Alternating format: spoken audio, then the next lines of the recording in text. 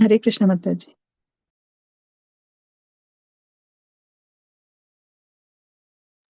हरे हरे कृष्ण. कृष्ण. हरिका माताजी ಹೋಸ್ಟ್ ಮಾಡಿ.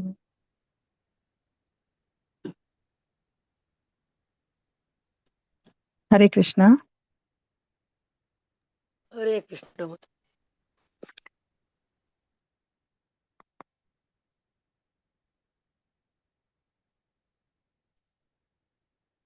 ಮಾತಾಜಿ ಲೈವ್ ಆಗಿದೆಯಲ್ಲ?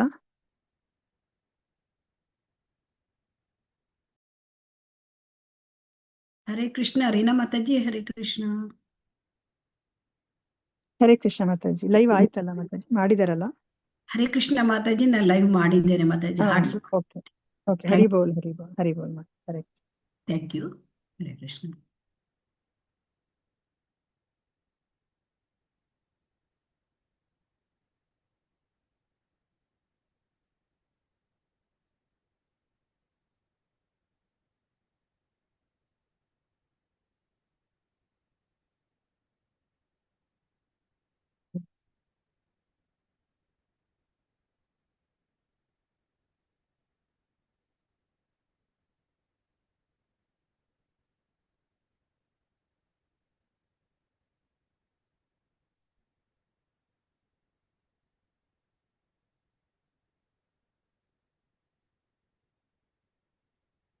हरे कृष्ण माताजी. ಹರೇ ಕೃಷ್ಣ. ಹರೇ ಕೃಷ್ಣ. ಹರೇ ಕೃಷ್ಣ ಎಲ್ಲರಿಗೂ ಹರೇ ಕೃಷ್ಣ. ಹರೇ ಕೃಷ್ಣ. ಸ್ಕ್ರೀನ್ ಕಾಣ್ತಾ ಇದೆಯಾ ಮಾತಾಜಿ? ಹರೇ ಕೃಷ್ಣ. ಕಾಣಿಸ್ತಾ ಇದೆ ಮಾತಾಜಿ. ಹರೇ ಕೃಷ್ಣ. ಶ್ರೀ ದಾಮೋದರಾಷ್ಟಕಂ. ನಮಾಮೀಶ್ವರಂ ಸಚ್ಚಿದಾನಂದರೂಪಂ ಲಸತ್ಕುಂಡಲಂ ಗೋಕುಲೆ ಭ್ರಾಜಮಾನಂ ಯಶೋದಾಭಿಯೋಲೋಕ ಲಾಧಾವಮಾನಂ परमृष्टमत्यन्ततो धृत्य गोप्या रुदन्तं मुहुर्नेत्रयुग्मं रुजन्तं कराम्भोजयुग्मेन सातं कनेत्रं मुहुश्वासकम्पा त्रिरेकाङ्ककण्ठा स्थितग्रैवं दामोदरं भक्तिबद्धम् इति दृक्स्वलीलाभिरानन्दकुण्डे स्वघोषं निमज्जन्तम् आख्यापयन्तं तदीयेषितज्ञेषु भक्तैर्जितत्वं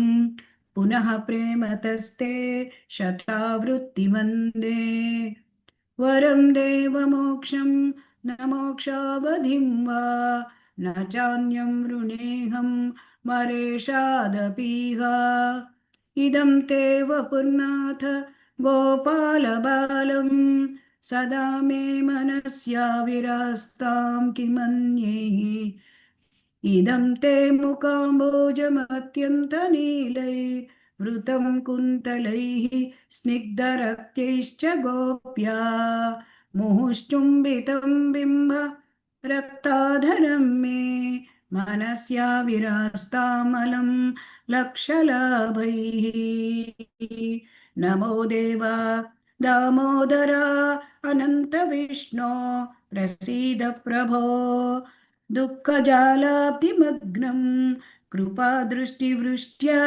अतिदीनं बतानु गृहाणेश मामज्ञमेध्यक्षिदृश्यः कुबेरात्मजौ बद्ध मूर्त्यैव यद्वत् त्वया मोचितौ भक्तिभाजौ कृतौ च तथा प्रेम भक्तिं स्वकामे प्रयच्छ न मोक्षे ग्रहो मेऽस्ति दामोदरेह नमस्तेऽस्तु दाम्ने स्फुरदीप्तिदाम्ने त्वदीयोदरायाथ विश्वस्य दाम्ने नमो राधिकायै त्वदीयप्रियायै नमो अनन्तलीलाय देवाय तुभ्यं नमामीश्वरं सच्चिदानन्दरूपं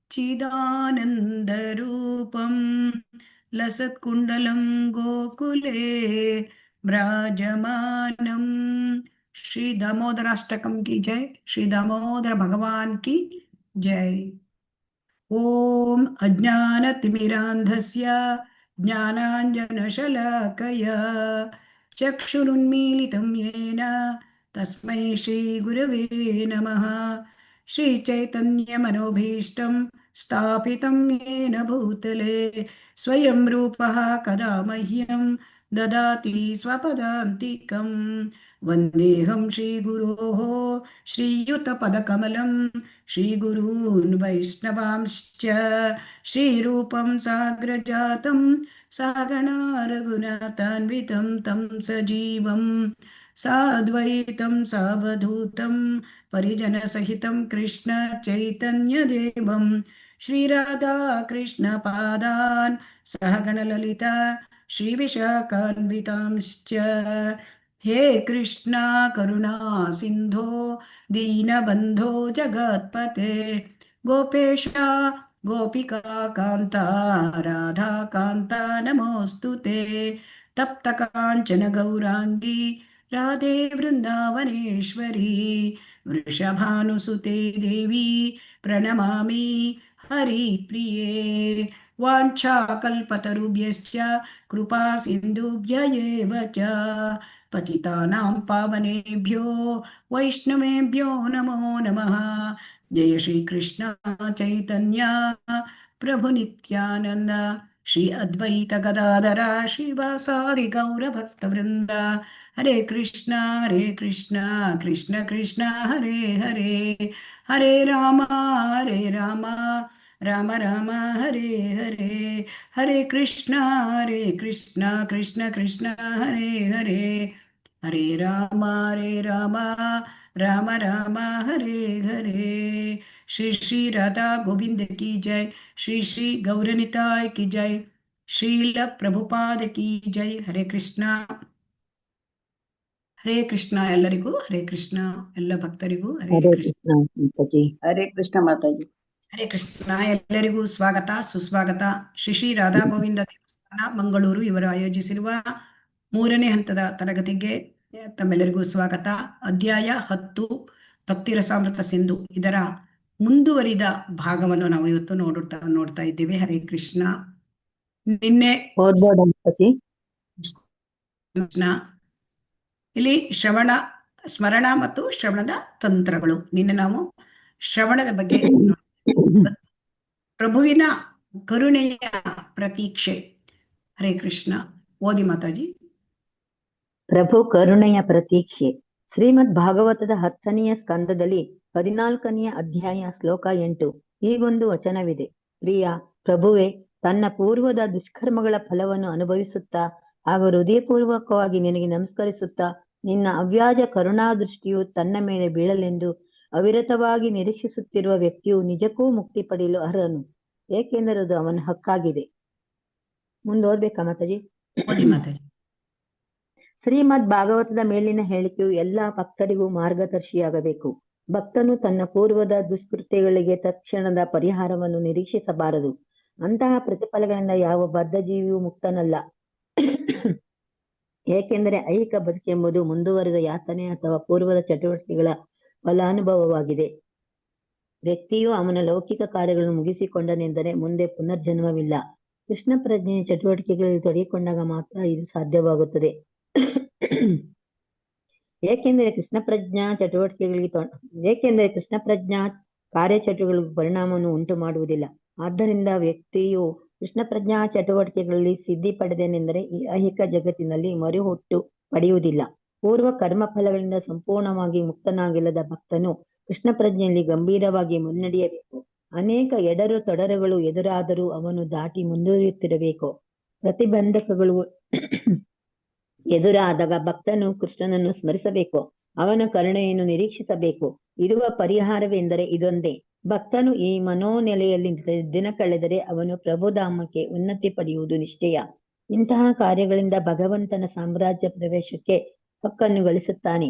ಇದು ದಾಯಾ ಬಾಕ್ ಎನ್ನುವ ಶಬ್ದವು ಸೂಚಿಸುತ್ತದೆ. ಮಗನು ತಂದೆಯ ಆಸ್ತಿಯ ನ್ಯಾಯಸಮ್ಮತ ವಾರಸುದಾರ ಎಂಬುದನ್ನು ದಾಯಾಭಾಕ್ ಪದವು ಸೂಚಿಸುತ್ತದೆ. ಅದೇ ರೀತಿ ಕೃಷ್ಣ ಪ್ರಜ್ಞಾ ಕಾರ್ಯಗಳನ್ನು ಮಾಡುವಲ್ಲಿ ಎಲ್ಲ ಬಗೆಯ ಸಂಕಷ್ಟಗಳನ್ನು ಎದುರಿಸಲು ಸಿದ್ಧನಾಗಿರುವ ಭಕ್ತನು ದಿವ್ಯ ಧಾಮವನ್ನು ಪ್ರವೇಶಿಸಲು ನ್ಯಾಯಸಮ್ಮತವಾಗಿ ಅರ್ಹನಾಗುತ್ತಾನೆ. ಹರೇ ಕೃಷ್ಣ ಮಾತಾಜಿ. ಹರೇ ಕೃಷ್ಣ. ಪ್ರಭು ಕರುಣೆಯ ಪ್ರತೀಕ್ಷೆ ಅಂದ್ರೆ ಭಗವಂತನ ಒಂದು ಅವ್ಯಾಜ ಕರುಣೆ, ಅದನ್ನ ನಮ್ಮ ಮೇಲೆ ಬೀಳಿ ಅಂತ ಪ್ರತೀಕ್ಷೆ ಮಾಡುವುದು ಪ್ರತಿಯೊಬ್ಬರೂ ಕೂಡ. ಇದನ್ನ 10ನೆಯ ಸ್ಕಂದದ ಶ್ರೀಮದ್ ಭಾಗವತದ 10ನೆಯ ಸ್ಕಂದದ 14ನೇ ಅಧ್ಯಾಯದ ಶ್ಲೋಕದಲ್ಲಿ ಹೇಳ್ತಾರೆ. ಇದೇ ಒಂದು ಪ್ರಭುವಿನ ಕರುಣೆಯ ಪ್ರತೀಕ್ಷೆಯ ಬಗ್ಗೆ. ಭಕ್ತ ಏನ್ ಹೇಳ್ತಾನೆ ಅಂತ, ಭಕ್ತ ಯಾವ ರೀತಿ ಆಲೋಚನೆ ಮಾಡ್ತಾನೆ. ತತ್ತೇನು ಕಂಪಾಂ ಸುಶಮೀಕ್ಷಮಾಣೋ ಭುಂಜಾನ ಏವಾತ್ಮಕೃತಂ ವಿಪಾಕಂ ಹೃದ್ವಾಗ್ವಪುರ್ಭಿರ್ ವಿದದನ್ನಮಸ್ತೆ ಜೀವೇತಯೋ ಮುಕ್ತಿಪದೇ ಸದಾಯ ಭಾಗ್. ಅಂದ್ರೆ ಭಕ್ತನಿಗೆ ಕಷ್ಟ ಬಂದಾಗ ಯಾವ ತರ ಭಕ್ತ ಭಗವಂತನನ್ನು ಬೇಡ್ತಾನೆ ಅಂತ. ಯಾಕೆಂತಂದ್ರೆ ಇಲ್ಲಿ ಕಷ್ಟ ಯಾಕೆ ಬರ್ತದೆ ನಮಗೆ? ಪೂರ್ವ ಜನ್ಮದ ಅಥವಾ ಹಿಂದಿನ ಒಂದು ಕೆಟ್ಟ ಕರ್ಮ, ನಾವು ಕೆಟ್ಟ ಕೆಲಸ ಮಾಡಿದರೆ, ದುಷ್ಕರ್ಮ ಮಾಡಿದರೆ ಅದರ ಫಲ ಈ ಅಲ್ವಾ, ಈ ಒಂದು ಕಷ್ಟಗಳು ಬರುವುದು. ಹರೇ ಕೃಷ್ಣ. ಹೌದು ಮಾತಾಜಿ. ಹಾ, ಆ ಸಂದರ್ಭದಲ್ಲಿ ಭಕ್ತನ ಪ್ರತಿಕ್ರಿಯೆ ಏನು? ಭಕ್ತ ಪೂರ್ವಜನ್ಮದ ಒಂದು ಅಥವಾ ಹಿಂದಿನ ದುಷ್ಕರ್ಮಗಳ ಫಲವನ್ನು ನಿವಾರಿಸುವಂತ ಕೇಳುವುದಿಲ್ಲ. ಯಾಕೆಂತಂದ್ರೆ ಈ ಅದನ್ನ ಅನುಭವಿಸ್ತಾನೆ. ಮತ್ತೆ ಅನುಭವಿಸಿ ಏನ್ ಹೇಳ್ತಾನೆ ಅಂದ್ರೆ, ನನಗೆ ತುಂಬಾ ನನ್ನ ಹಿಂದಿನ ಪಾಪಕರ್ಮಗಳು ತುಂಬಾ ಇದೆ, ಅದಕ್ಕೆ ನನಗೆ ಇನ್ನೂ ಹೆಚ್ಚಾಗಿ ಕಷ್ಟ ಬರಬೇಕಾಗಿತ್ತು. ಆದರೆ ಭಗವಂತ ನಿನ್ನ ಕರುಣೆಯಿಂದ ನನಗೆ ಈಗ ಕಡಿಮೆ ಫಲ ಸಿಕ್ಕಿದೆ. ಹಾಗಾಗಿ ಅವನು ಭಗವಂತನಿಗೆ ನಮಸ್ಕಾರ ಮಾಡ್ತಾನೆ ಹೃತ್ಪೂರ್ವಕವಾಗಿ. ಈಗ ಕಷ್ಟ ಬಂದಾಗ ಯಾರಾದ್ರೂ ಭಗವಂತನನ್ನ ನಮಸ್ಕಾರ ಮಾಡ್ತಾರ? ಅಥವಾ ಯಾರಾದ್ರೂ ಭಗವಂತ ನನಗೆ ಈ ಕಷ್ಟವನ್ನು ಕಳಿ ಅಂತ ಕೇಳ್ತಾರ? ಹರೇ ಕೃಷ್ಣ. ಸಾಮಾನ್ಯ ಜನ ಕಷ್ಟವನ್ನು ಕಳಿ ಅಂತೇವೆ. ಆದರೆ ಭಕ್ತರು ಕಷ್ಟವನ್ನು ಕಳಿ ಅಂತ ಕೇಳೋದಿಲ್ಲ. ಯಾಕೆಂತಂದ್ರೆ ಆ ಪೂರ್ವ ಜನ್ಮದ ದುಷ್ಕೃತ್ಯಗಳಿಗೆ ತತ್ಕ್ಷಣ ಪರಿಹಾರವನ್ನ ನಾವು ಕೇಳಬಾರದಂತೆ. ಯಾಕೆ ಅಂತಂದ್ರೆ ಪೂರ್ವ ಕರ್ಮದ ಫಲವನ್ನ ನಾವು ಅನುಭವಿಸಿಯೇ ತೀರಬೇಕು. ಯಾಕೆಂದ್ರೆ ಪ್ರಾರಬ್ಧಂ ಉಜ್ಜಮಾನಸ್ಯ. ಯಾಕೆ ಅಂತಂದ್ರೆ ಈ ಭೌತಿಕ ಪ್ರಪಂಚದಲ್ಲಿ ನಮಗೆ ಈ ಒಂದು ಭೌತಿಕ ಬದುಕು ಸಿಕ್ಕಿದೆ ಅಂತಂದ್ರೆ ಅದು ನಮ್ಮ ಪೂರ್ವ ಕರ್ಮದ ಫಲದ ಅದರಿಂದನೇ ನನಗೆ ಆ ಪೂರ್ವ ಕರ್ಮದಲ್ಲಿ ನಾವು ಏನು ಚಟುವಟಿಕೆ ಮಾಡಿದ್ದೇವೆ ಪೂರ್ವ ಜನ್ಮದಲ್ಲಿ, ಅದರಿಂದ ಇಲ್ಲಿ ಈ ನಮಗೆ ಈ ರೀತಿಯ ಶರೀರ, ಅದರಲ್ಲಿ ಅನುಭವಿಸ್ತಕ್ಕಂಥ ದುಃಖ ದುಮ್ಮಾನಗಳು ಅದಕ್ಕೆ ಕಾರಣ.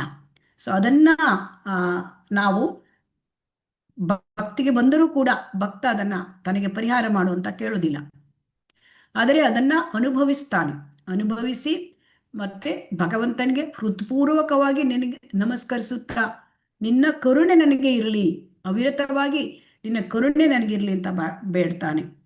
ಸೊ ಇದು ಭಕ್ತನ ಒಂದು ಮನೋಭಾವ. ಈ ರೀತಿಯಲ್ಲಿ ಮುಂದುವರಿದರೆ ಆ ಭಕ್ತ ಮುಕ್ತಿ ಪಡೆಯಲಿಕ್ಕೆ ಅರ್ಹ ಅಂತ ಹೇಳ್ತಾರೆ ಇಲ್ಲಿ. ಅಂದ್ರೆ ಈ ಭೌತಿಕ ಚಟುವಟಿಕೆಯಿಂದ ಮುಕ್ತಿ ಪಡಿಬೇಕು ಅಂತಂದ್ರೆ ಆ ಭೌತಿಕದಿಂದ ಈ ಜನ್ಮ ಮೃತ್ಯು ಜರ ವ್ಯಾಧಿ ಇದರಿಂದ ಮುಕ್ತಿ ಪಡಿಬೇಕು ಅಂತಂದ್ರೆ ಹೇಗೆ ಸಾಧ್ಯ ಅಂದ್ರೆ ಯಾವಾಗ ನಮ್ಮ ಕರ್ಮಗಳು ಕರ್ಮದ ಫಲಗಳು ಅದು 0 ಆಗುತ್ತೆ ಆವಾಗ ಸಾಧ್ಯ.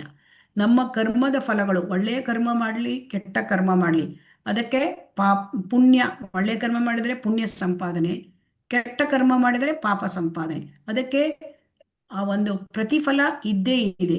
ಸೊ ಈ ಪ್ರತಿಫಲ ಇದ್ದಾಗ ಇದನ್ನು ಅನುಭವಿಸ್ಲಿಕ್ಕೆ ನಮಗೆ ಭೌತಿಕ ಪ್ರಪಂಚದಲ್ಲಿಯೇ ನಾವು ಜೀವನವನ್ನ ಮುಂದುವರಿಸ್ಕೊಂಡು ಮತ್ತೊಂದು ದೇಹ ಪಡ್ಕೊಳ್ಬೇಕಾಗತ್ತೆ.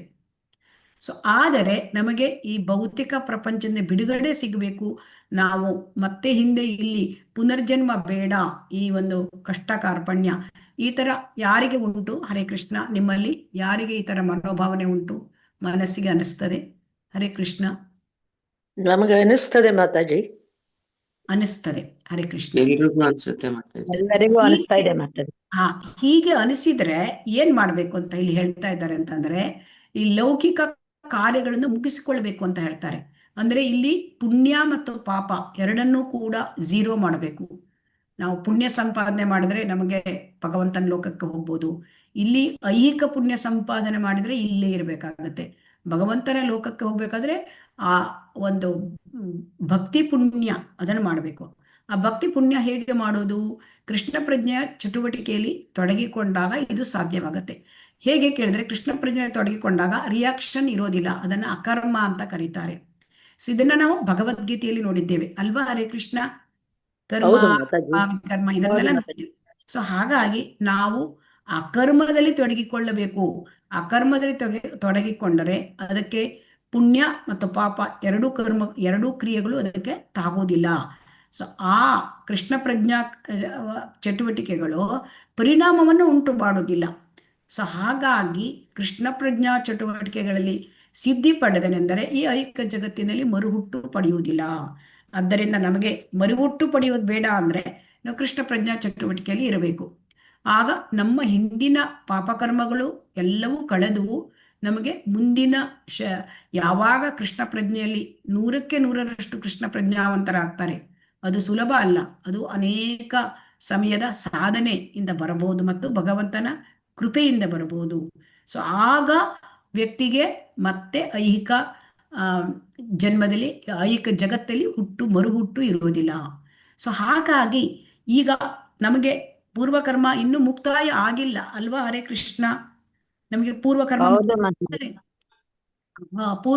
ಮುಕ್ತಾಯ ಆದ್ರೆ ನಮಗೆ ಭೌತಿಕ ಶರೀರ ಇರೋದಿಲ್ಲ. ಪೂರ್ವಕರ್ಮ ಮುಕ್ತಾಯ ಆದರೆ ಈ ಭೌತಿಕ ಶರೀರ ಇರೋದಿಲ್ಲ, ಭಗವಂತನ ಲೋಕಕ್ಕೆ ಹೋಗ್ಬೋದು. ಸೊ ಆದ್ದರಿಂದ ಇಲ್ಲಿ ಏನ್ ಮಾಡ್ಬೇಕು ಅಂದ್ರೆ ಭಕ್ತ ಕೃಷ್ಣ ಪ್ರಜ್ಞೆಯನ್ನು ಗಂಭೀರವಾಗಿ ಮುನ್ನಡೆಯಬೇಕು ಅಂತ ಹೇಳ್ತಾರೆ. ಅಂದ್ರೆ ಕೃಷ್ಣ ಪ್ರಜ್ಞೆ ಈ ಭಕ್ತಿ ಜೀವನದಲ್ಲಿ ಅನೇಕ ತೊಡರುಗಳು ಬರುತ್ತೆ, ಅದನ್ನ ದಾಟಿ ಮುಂದೆ ಹೋಗ್ಬೇಕು. ಈಗ ಅಡ್ಡಿ ಆತಂಕಗಳು ಬಂತು ನನಗೆ ಅಂದಾಗ ನಾವು ಕೃಷ್ಣ ಪ್ರಜ್ಞೆಯನ್ನು ಬಿಡುವಂತಿಲ್ಲ. ಹಾಗೆ ಏನಾಳ್ತಾರೆ, ಕೆಲವರು ಕೃಷ್ಣ ಪ್ರಜ್ಞೆಗೆ ಬರ್ತಾರೆ ಮತ್ತು ಅಡ್ಡಿ ಆತಂಕ ಬಂತು, ನಾನು ಕೃಷ್ಣ ಪ್ರಜ್ಞೆಯಲ್ಲಿ ಇದ್ದೇನೆ ಆದರೂ ಕೂಡ ನನಗೆ ಕಷ್ಟ ಬರ್ತಾ ಇದೆ, ಹಾಗಾದ್ರೆ ನಾನು ಬಿಟ್ಟು ಬಿಡ್ತೇನೆ ಅಂತ ಬಿಟ್ಟು ಬಿಡ್ತಾರೆ ಅಲ್ವಾ? ಹರೇ ಕೃಷ್ಣ. ಹೌದು ಮಾತಾಜಿ. ಆದರೆ ಹಾಗಲ್ಲ, ಯಾಕೆಂದರೆ ಅದನ್ನ ಪೂರ್ವ ಜನ್ಮದಲ್ಲಿ ಅಥವಾ ಪೂರ್ವ ಕರ್ಮ ಅದರ ಫಲವನ್ನು ನಾವು ಅನುಭವಿಸಲೇಬೇಕು. ಸೊ ಹಾಗೆ ಭಕ್ತ ಅದನ್ನ ಆ ರೀತಿಯಲ್ಲಿ ಎದುರಿಸ್ತಾನೆ. ಎಷ್ಟು ತೊಡರುಗಳು, ತೊಂದರೆ, ತಾಪತ್ರಯಗಳು, ಕಷ್ಟಗಳು, ದುಃಖಗಳು ಬಂದರೂ ಕೂಡ ಅದನ್ನ ಎದುರಿಸುತ್ತಾನೆ. ಹೇಗೆ ಎದುರಿಸುವುದು? ಇದು ನಮಗೆ ಪ್ರಶ್ನೆ ಅಲ್ವಾ? ಹರೇ ಕೃಷ್ಣ. ಈಗ ನಮಗೆ ಅಡ್ಡಿ ಆತಂಕಗಳು, ಕಷ್ಟ ಕಾರ್ಪಣ್ಯಗಳು ಬಂದಾಗ ಅದನ್ನು ಹೇಗೆ ಎದುರಿಸುವುದು? ಇದಕ್ಕೆ ಉತ್ತರ ಇಲ್ಲಿದೆ. ಅಂದರೆ ಪ್ರತಿಬಂಧಕಗಳು ಅವು ಬಂದಾಗ ಭಕ್ತನು ಕೃಷ್ಣನನ್ನು ಸ್ಮರಿಸಬೇಕು ಮತ್ತು ಅವನ ಕರುಣೆಯನ್ನು ನಿರೀಕ್ಷಿಸಬೇಕು. ಇರುವ ಪರಿಹಾರ ಇದೊಂದೇ. ಅಂದ್ರೆ ನಮಗೆ ಕಷ್ಟ ಬಂದಾಗ ನಾವು ಅಥವಾ ಯಾವುದೇ ಒಂದು ಅಡೆತಡೆಗಳು ಬಂದಾಗ ನಾವು ಮಾಡಬೇಕಾಗಿದ್ದೇನು? ನಾವು ಕೃಷ್ಣ ಸ್ಮರಣೆಯನ್ನ ನಾವು ಬಿಡಲೇಬಾರದು. ನಾವು ಕೃಷ್ಣ ಸ್ಮರಣೆಯನ್ನ ಬಿಡದೆ ಅದನ್ನ ಮುಂದುವರಿಸಿ ಮತ್ತೆ ಕೃಷ್ಣ ನಿನ್ನ ಕರುಣೆಯನ್ನು ನನಗೆ ನೀನು ತೋರಿಸು, ಅದನ್ನ ನಾವು ನಿರೀಕ್ಷೆ ಮಾಡಬೇಕು. ನಿರೀಕ್ಷೆ ಮಾಡಬೇಕು. ಸೊ ಈ ರೀತಿಯಾದ ಯಾರು ಇರ್ತಾರೆ ಅವರು ಈ ರೀತಿಯಾಗಿ ಯಾರು ತಮ್ಮ ಒಂದು ಈ ಭಗವಂತನ ಸ್ಮರಿಸ್ತಾ ಅವನ ಕರುಣೆಯನ್ನು ನಿರೀಕ್ಷಿಸುತ್ತಾ ಯಾರು ತಮ್ಮ ಜೀವನದಲ್ಲಿ ತೊಡರುಗಳನ್ನ ಎದುರಿಸ್ತಾರೆ ಅವರಿಗೆ, ಇಂತಹ ಮನವು ನೆಲೆಯಲ್ಲಿ ನಿಂತವರಿಗೆ ಭಗವಂತನ ಧಾಮಕ್ಕೆ ಉನ್ನತಿ ದೊರೆಯುವುದು ನಿಶ್ಚಯ ಅಂತ ಇಲ್ಲಿ ಹೇಳ್ತಾ ಇದ್ದಾರೆ. ಹೇಗೆ ಅಂತ ಕೇಳಿದರೆ ಇಲ್ಲಿ ಉದಾಹರಣೆ ಕೊಡ್ತಾ ಇದ್ದಾರೆ, ದಾಯಬಾಕ್ ಅಂತ. ದಾಯಬಾಕ್ ಅಂದ್ರೆ ಈಗ ತಂದೆಯ ಆಸ್ತಿ ಇದ್ರೆ ಮಕ್ಕಳಿಗೆ ಅದರಲ್ಲಿ ನ್ಯಾಯಸಮ್ಮತ ವಾರಸುದಾರಿಕೆ ಇರುತ್ತೆ. ಇದು ಎಲ್ಲರಿಗೂ ಗೊತ್ತಿದೆ ಅಲ್ವಾ? ಹರೇ ಕೃಷ್ಣ. ಹೌದು ಮಾತಾಜಿ. ಅದೇ ರೀತಿ ಕೃಷ್ಣ ಪ್ರಜ್ಞಾ ಕಾರ್ಯಗಳನ್ನು ಮಾಡುವಲ್ಲಿ ಎಲ್ಲಾ ಬಗೆಯ ಸಂಕಷ್ಟಗಳನ್ನು ಎದುರಿಸುವ ಭಕ್ತನು ಭಗವಂತನ ಧಾಮವನ್ನು ಪ್ರವೇಶ ಮಾಡಲಿಕ್ಕೆ ನ್ಯಾಯಸಮ್ಮತವಾಗಿ ಅರ್ಹನಾಗಿರುತ್ತಾನೆ. ಯಾಕೆಂದ್ರೆ ಇದು ಈ ನಮ್ಮ ಜೀವನದಲ್ಲಿ ಬರತಕ್ಕಂತಹ ಕಷ್ಟಗಳು ಅದು ನಮ್ಮನ್ನು ಪರಿಶುದ್ಧ ಮಾಡ್ಲಿಕ್ಕಾಗಿ ಇರುವುದು. ಈ ಪರಿಶುದ್ಧ ಕ್ರಿಯೆಗಳೇ ಕಷ್ಟಗಳಂತೆ ನಮಗೆ ಭಾಸವಾಗುತ್ತವೆ. ಯಾಕಂದ್ರೆ ಈ ಕಷ್ಟಗಳು ನಮಗೆ ಭಗವಂತ ನಮಗೆ ಕೊಡೋದು ಯಾಕೆ ಅಂತ ಕೇಳಿದ್ರೆ, ನಮ್ಮ ಪಾಪಗಳ ಫಲವನ್ನು ಸ್ವಲ್ಪ ಸ್ವಲ್ಪವೇ ಕೊಡ್ತಾನೆ.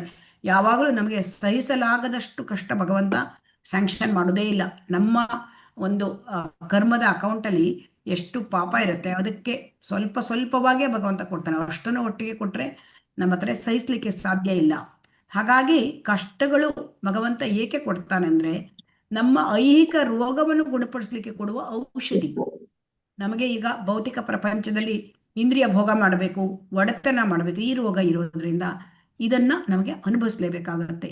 ಆದ್ದರಿಂದ ಯಾರು ಇದನ್ನೆಲ್ಲ ಅನುಭವಿಸ್ತಾರೆ ಜೊತೆಯಾಗಿ ಕೃಷ್ಣನನ್ನು ಸ್ಮರಿಸುತ್ತಾರೆ, ಕೃಷ್ಣ ನಿನ್ನ ಕರುಣೆ ನನಗೆ ಇರಲಿ, ನಿನ್ನ ಕೃಪಾದೃಷ್ಟಿ ನನ್ನ ಮೇಲೆ ಇರಲಿ, ಈ ರೀತಿಯಾಗಿ ಈ ಭಾವನೆಯಲ್ಲಿ ಯಾರಿರ್ತಾರೆ ಅವರು ಕೃಷ್ಣ ಪ್ರಜ್ಞೆಯಲ್ಲಿ ನೆಲೆಸಿ ಮುಂದುವರಿಯುತ್ತಾರೆ. ಮತ್ತು ಆ ಮುಂದುವರಿದು ಯಾರು ಕೃಷ್ಣ ಪ್ರಜ್ಞೆಯಲ್ಲಿ 100ಕ್ಕೆ 100ರಷ್ಟು ಆ ಭಗವಂತನ ಒಂದು ಚಿಂತನೆಯಲ್ಲಿ ತೊಡಗಿರುತ್ತಾರೆ, ಭಗವಂತನ ಭಕ್ತಿ ಸೇವೆಯಲ್ಲಿ ತೊಡಗಿರ್ತಾರೆ, ಅವರು ಭಗವಂತನ ಲೋಕಕ್ಕೆ ಹೋಗ್ಲಿಕ್ಕೆ ಸಾಧ್ಯ. ಮತ್ತು ಈ ಐಹಿಕ ಪ್ರಪಂಚದ ದುಃಖ ದುಮ್ಮಾನ, ಈ ಹುಟ್ಟು, ಇಲ್ಲಿರ್ತಕ್ಕಂತಹ ಎಲ್ಲ ಕಷ್ಟಗಳು ಇದನ್ನ ತಪ್ಪಿಸ್ಕೊಳ್ಳಿಕ್ಕೆ ಸಾಧ್ಯ. ಹಾಗಾಗಿ ಕೃಷ್ಣ ಪ್ರಜ್ಞೆಯಲ್ಲಿ ಭಗವದ್ಗೀತೆ ಹೇಳ್ತದೆ, ಕೃಷ್ಣ ಪ್ರಜ್ಞೆಯಲ್ಲಿ ಮಾತ್ರ ಈ ರೀತಿಯಾದ ಒಂದು ಅಕರ್ಮವನ್ನು ಮಾಡಿ ಅದರಿಂದ ನಮಗೆ ಭಕ್ತಿಯಲ್ಲಿ ಮುಂದುವರಿಲಿಕ್ಕೆ ಸಾಧ್ಯ. ಈಗ 3ನೇ ವಿಚಾರ ಇಲ್ಲಿ ಸ್ಮರಣೆ. ಹರೇ ಕೃಷ್ಣ, ಯಾರಾದ್ರೂ ಓದಿ. ಹರೇ ಕೃಷ್ಣ ಮಾತಾಜಿ. ಓದಿ. ಹೇಗೋ ಅಂತೂ ವ್ಯಕ್ತಿಯು ಕೃಷ್ಣನೊಂದಿಗೆ ತನಗಿರುವ ನಂಟನ್ನು ಸ್ಥಾಪಿಸಿಕೊಂಡಲ್ಲಿ ಆ ನಂಟನ್ನು ಸ್ಮರಣೆ ಎಂದು ಕರೆಯುತ್ತಾರೆ. ಸ್ಮರಣೆಯನ್ನು ಕುರಿತ ಹಾಗೆ ವಿಷ್ಣು ಪುರಾಣದಲ್ಲಿ ಸುಂದರವಾದ ಮಾತೊಂದಿದೆ. ದೇವೋತ್ತಮ ಪರಮ ಪುರುಷನನ್ನು ಸುಮ್ಮನೆ ಸ್ಮರಿಸುವಷ್ಟರಿಂದಲೇ ಎಲ್ಲ ಜೀವಿಗಳು ಸಕಲ ಮಂಗಳಗಳಿಗೂ ಅರ್ಹರಾಗುತ್ತಾರೆ. ಆದ್ದರಿಂದ ಅಜನು ನಿತ್ಯನೂ ಆದ ಭಗವಂತನನ್ನು ನಾನು ಸದಾ ಸ್ಮರಿಸುತ್ತಿರುವಂತಾಗಲಿ. ಇದೇ ಸ್ಮರಣೆಯನ್ನು ಪದ್ಮ ಪುರಾಣದಲ್ಲಿ ಈ ಮಾತುಗಳ ದ್ವಾರ ವಿವರಿಸಲಾಗಿದೆ. ಪರಮೋನ್ನತವಾದ ಕೃಷ್ಣನಿಗೆ ನಾನು ನನ್ನ ಗೌರವಪೂರ್ವಕವಾದ ನಮಸ್ಕಾರಗಳನ್ನು ಸಮರ್ಪಿಸುವೆ. ಏಕೆಂದರೆ ಬದುಕಿರುವಾಗ ಆಗಲಿ ಮರಣ ಸಮಯದಲ್ಲಾಗಲಿ ಅವನನ್ನ ಸ್ಮರಿಸುವವನು ಸಕಲ ಪಾಪ ಕರ್ಮ ಫಲಗಳಿಂದಲೂ ಮುಕ್ತನಾಗುತ್ತಾನೆ. ಹರೇ ಕೃಷ್ಣ ಮಾತಾಜಿ. ಹರೇ ಕೃಷ್ಣ. ಹರೇ ಕೃಷ್ಣ.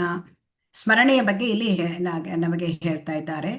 ಇಲ್ಲಿ ಸ್ಮರಣೆ ಹೇಳೋದು ಭಕ್ತಿಯ ಒಂದು ಮುಖ್ಯವಾದ ಅಂಗ. ಶ್ರವಣ ಕೀರ್ತನೆಗಳ ಪ್ರಕ್ರಿಯೆಗಳನ್ನು ಯಾರು ನಿಯತವಾಗಿ ಆಚರಿಸ್ತಾರೆ ಅವಾಗ ಹೃದಯ ಅಲ್ಲಿ ಪರಿಶುದ್ಧಿ ಆಗತ್ತೆ.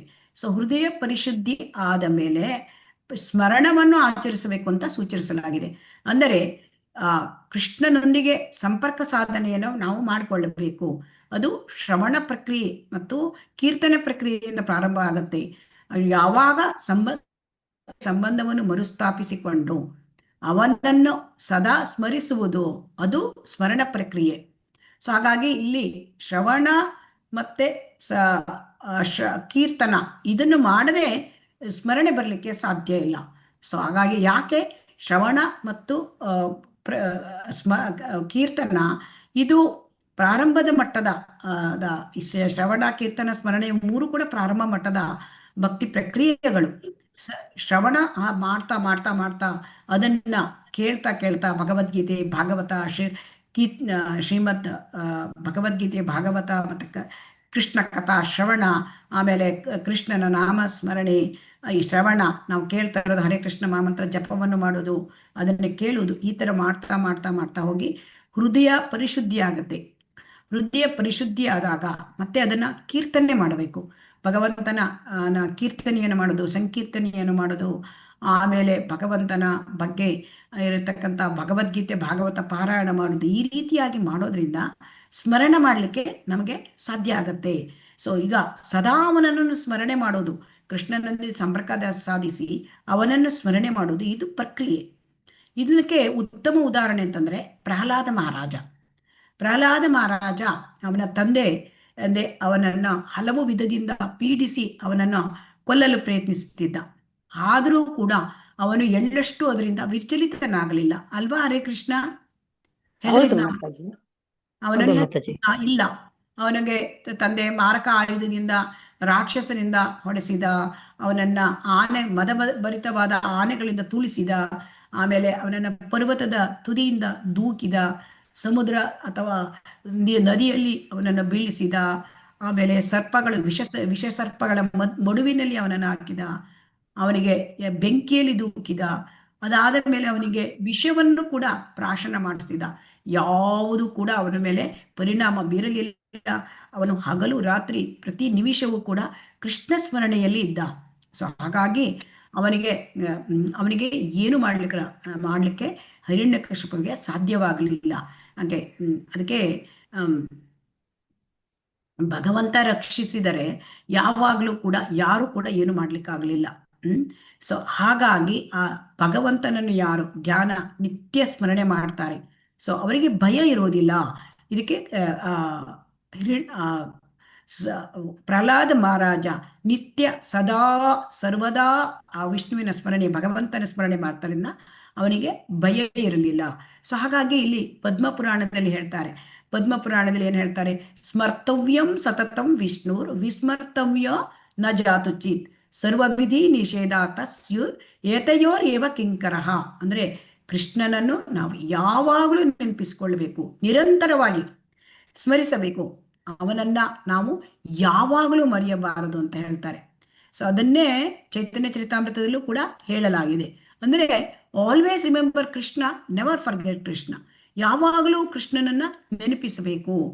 ಈ ರೀತಿ ಭಗವಂತನನ್ನ ಸುಮ್ಮನೆ ಸ್ಮರಿಸುವುದು, ಆವಾಗ ಎಲ್ಲ ಜೀವಿಗಳು ಸಕಲ ಮಂಗಲಕ್ಕೂ ಕಾರಣರಾಗ್ತಾರೆ ಅಂತ.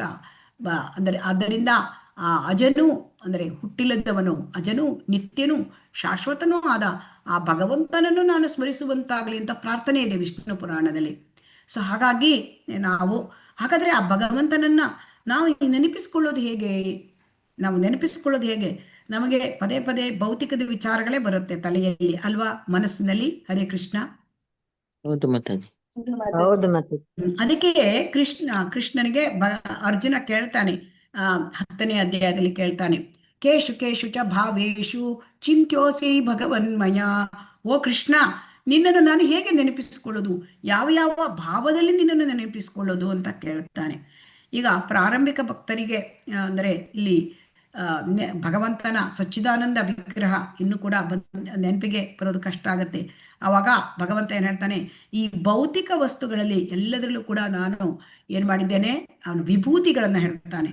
ಭೌತಿಕ ವಸ್ತುಗಳನ್ನ ನಮ್ಮ ಮನಸ್ಸು ಅಲ್ಲಿ ಕೇಂದ್ರೀಕರಿಸಿ ಕೃಷ್ಣನ ನೆನಪಿಟ್ಕೊಳ್ಳೋದು ಹೇಗೆ ಕೇಳಿದರೆ ಅಂತಂದ್ರೆ, ರಸೋಹಮಪ್ಸಿ ಕೌಂತೆಯ. ಕೃಷ್ಣ ಹೇಳ್ತಾನೆ, ನೀರಿನಲ್ಲಿ ರುಚಿ ನಾನು ಅಂತ ಹೇಳ್ತಾನೆ, ಸೂರ್ಯನ ಬೆಳಕು ನಾನು ಹೇಳ್ತಾನೆ, ಚಂದ್ರನ ಬೆಳಕು ನಾನು ಹೇಳ್ತಾನೆ, ಪ್ರತಿಯೊಂದು ವಸ್ತುವಿನಲ್ಲಿಯೂ ಕೂಡ ಆ ಒಂದು ಶಕ್ತಿ ನಾನು ಅಂತ ಹೇಳ್ತಾನೆ. ಸೊ ಹಾಗಾಗಿ ಈಗ ಆರಂಭಿಕ ಭಕ್ತರಿಗೆ ನಮಗೆ ನೀರು ನೋಡಿದರೆ, ಓ ಇದು ಕೃಷ್ಣನಿಂದ ಬಂದಿದ್ದಾನೆ, ಇಷ್ಟು ರುಚಿಕಟ್ಟಾದ ನೀರು ನಮಗೆ ಕುಡಿಲಿಕ್ಕೆ ಭಗವಂತ ಕೊಟ್ಟಿದ್ದಾನೆ, ಬೆಳಕು ನಮಗೆ ಕೊಟ್ಟಿದ್ದಾನೆ, ಈ ಥರ ನೆನಪಾಗಬೇಕು ಅಂತ ಭಗವದ್ಗೀತೆಯಲ್ಲಿ ಹೇಳ್ತಾನೆ ಭಗವಂತ. ಈ ಥರವಾಗಿ ನಿಧಾನವಾಗಿ ನಾವು ಭಗವಂತನ ಬಗ್ಗೆ ತಿಳ್ಕೋಬೇಕು. ಆದರೆ ಯಾವಾಗ ಭಕ್ತಿಗೆ ಬಂದಿರ್ತಾನೆ ಭಕ್ತನಾದವನು, ಅವನು ಕೃಷ್ಣನ ಸಚ್ಚಿದಾನಂದ ವಿಗ್ರಹ, ಅವನ ಮನಸ್ಸು ಆ ಒಂದು ಶಾಶ್ವತವಾದ ನಿತ್ಯವಾದ ಆ ಸುಂದರವಾದ ಸಚ್ಚಿದಾನಂದ ವಿಗ್ರಹದಲ್ಲಿ ನೆಲೆಗೊಳ್ಬೇಕು. ಸೊ ಇದು ಬಹಳ ಮುಖ್ಯ. ಇದನ್ನು ಹೇಗೆ ಮಾಡುವುದು ಅಂತಂದ್ರೆ, ಯಾವಾಗಲೂ ಕೃಷ್ಣ ಕೇಂದ್ರೀಕೃತ ಚಟುವಟಿಕೆಯಲ್ಲಿ ನಮ್ಮನ್ನು ಅಳವಡಿಸ್ಕೊಳ್ಳೋದು. ಅಂದರೆ ಜಪ ಮಾಡೋದು, ಆಮೇಲೆ ಕೀರ್ತನ ಮಾಡೋದು, ಮತ್ತೆ ಇದು ಬಹಳ ಮುಖ್ಯ. ಯಾಕೆಂದ್ರೆ ಕೃಷ್ಣನ ಸ್ಮರಣೆ ಮಾಡ್ಲಿಕ್ಕಾಗೆ ಈ 16 ಸುತ್ತು ಜಪ ಮಾಡ್ಲಿಕ್ಕೆ ಶ್ರೀ ಪ್ರಭುಪಾದರು ಹೇಳ್ತಾರೆ. ಅಂದ್ರೆ ಇದಕ್ಕಿಂತ ಮುಂಚೆ ಅವರ ಪ್ರಭುಪಾದರ ಗುರುಗಳು 64 ಬಾರಿ ಸಲ ಮಂತ್ರವನ್ನು ಹರೇ ಕೃಷ್ಣ ಮಂತ್ರ ಮಾಲೆಯನ್ನು ಮಾಡ್ಲಿಕ್ಕೆ ಹೇಳಿದ್ರು. ಆದ್ರೆ 64 ಸಾಲಿ ಮಾಡ್ಲಿಕ್ಕೆ ನಮಗೆ ಸಾಧ್ಯವಾ? ಹರೇ ಕೃಷ್ಣ 64 ಮಾಲೆಗಳನ್ನು ಹರೇ ಕೃಷ್ಣ ಮಂತ್ರ ಹೇಳಲಿಕ್ಕೆ ಕಷ್ಟ ಅಲ್ವಾ? ಹರೇ ಕೃಷ್ಣ ಅಂದ್ರೆ ಈ ಎಲ್ಲ ಕಳವಳದಲ್ಲಿ ಇರ್ತಾರೆ, ಭೌತಿಕದಲ್ಲಿ ತೊಡಗಿರ್ತಾರೆ. ಸೊ ಹಾಗಾಗಿ ಪ್ರಭುಪಾದರು ನಮ್ಮನ್ನು ಅರ್ಥ ಮಾಡ್ಕೊಂಡ್ರು. ಸೊ ಹಾಗಾಗಿ ಅವರು ಅದನ್ನ 16 ಸುತ್ತು ಮಾಡ್ಲಿಕ್ಕೆ ಹೇಳಿದ್ದಾರೆ. ಸೊ ಹಾಗಾಗಿ ಯಾವಾಗ ನಾವು ಜಪ ಮಾಡ್ತೇವೆ ಅವಾಗ ಆ ಭಗವಂತನ ನಾಮವನ್ನು ನಾವು ನಾಲಿಗೆಯಲ್ಲಿ ಹೇಳುವುದು, ಅದನ್ನ ನಾವು ಮನಸ್ಸಿನಲ್ಲಿ ಸ್ಮರಿಸಬೇಕು. ನಾವು ಕಿವಿಯಲ್ಲಿ ಕೇಳಬೇಕು, ಮನಸ್ಸಲ್ಲಿ ಸ್ಮರಿಸಬೇಕು. ಇದು ಬಹಳ ಮುಖ್ಯವಾದದ್ದು.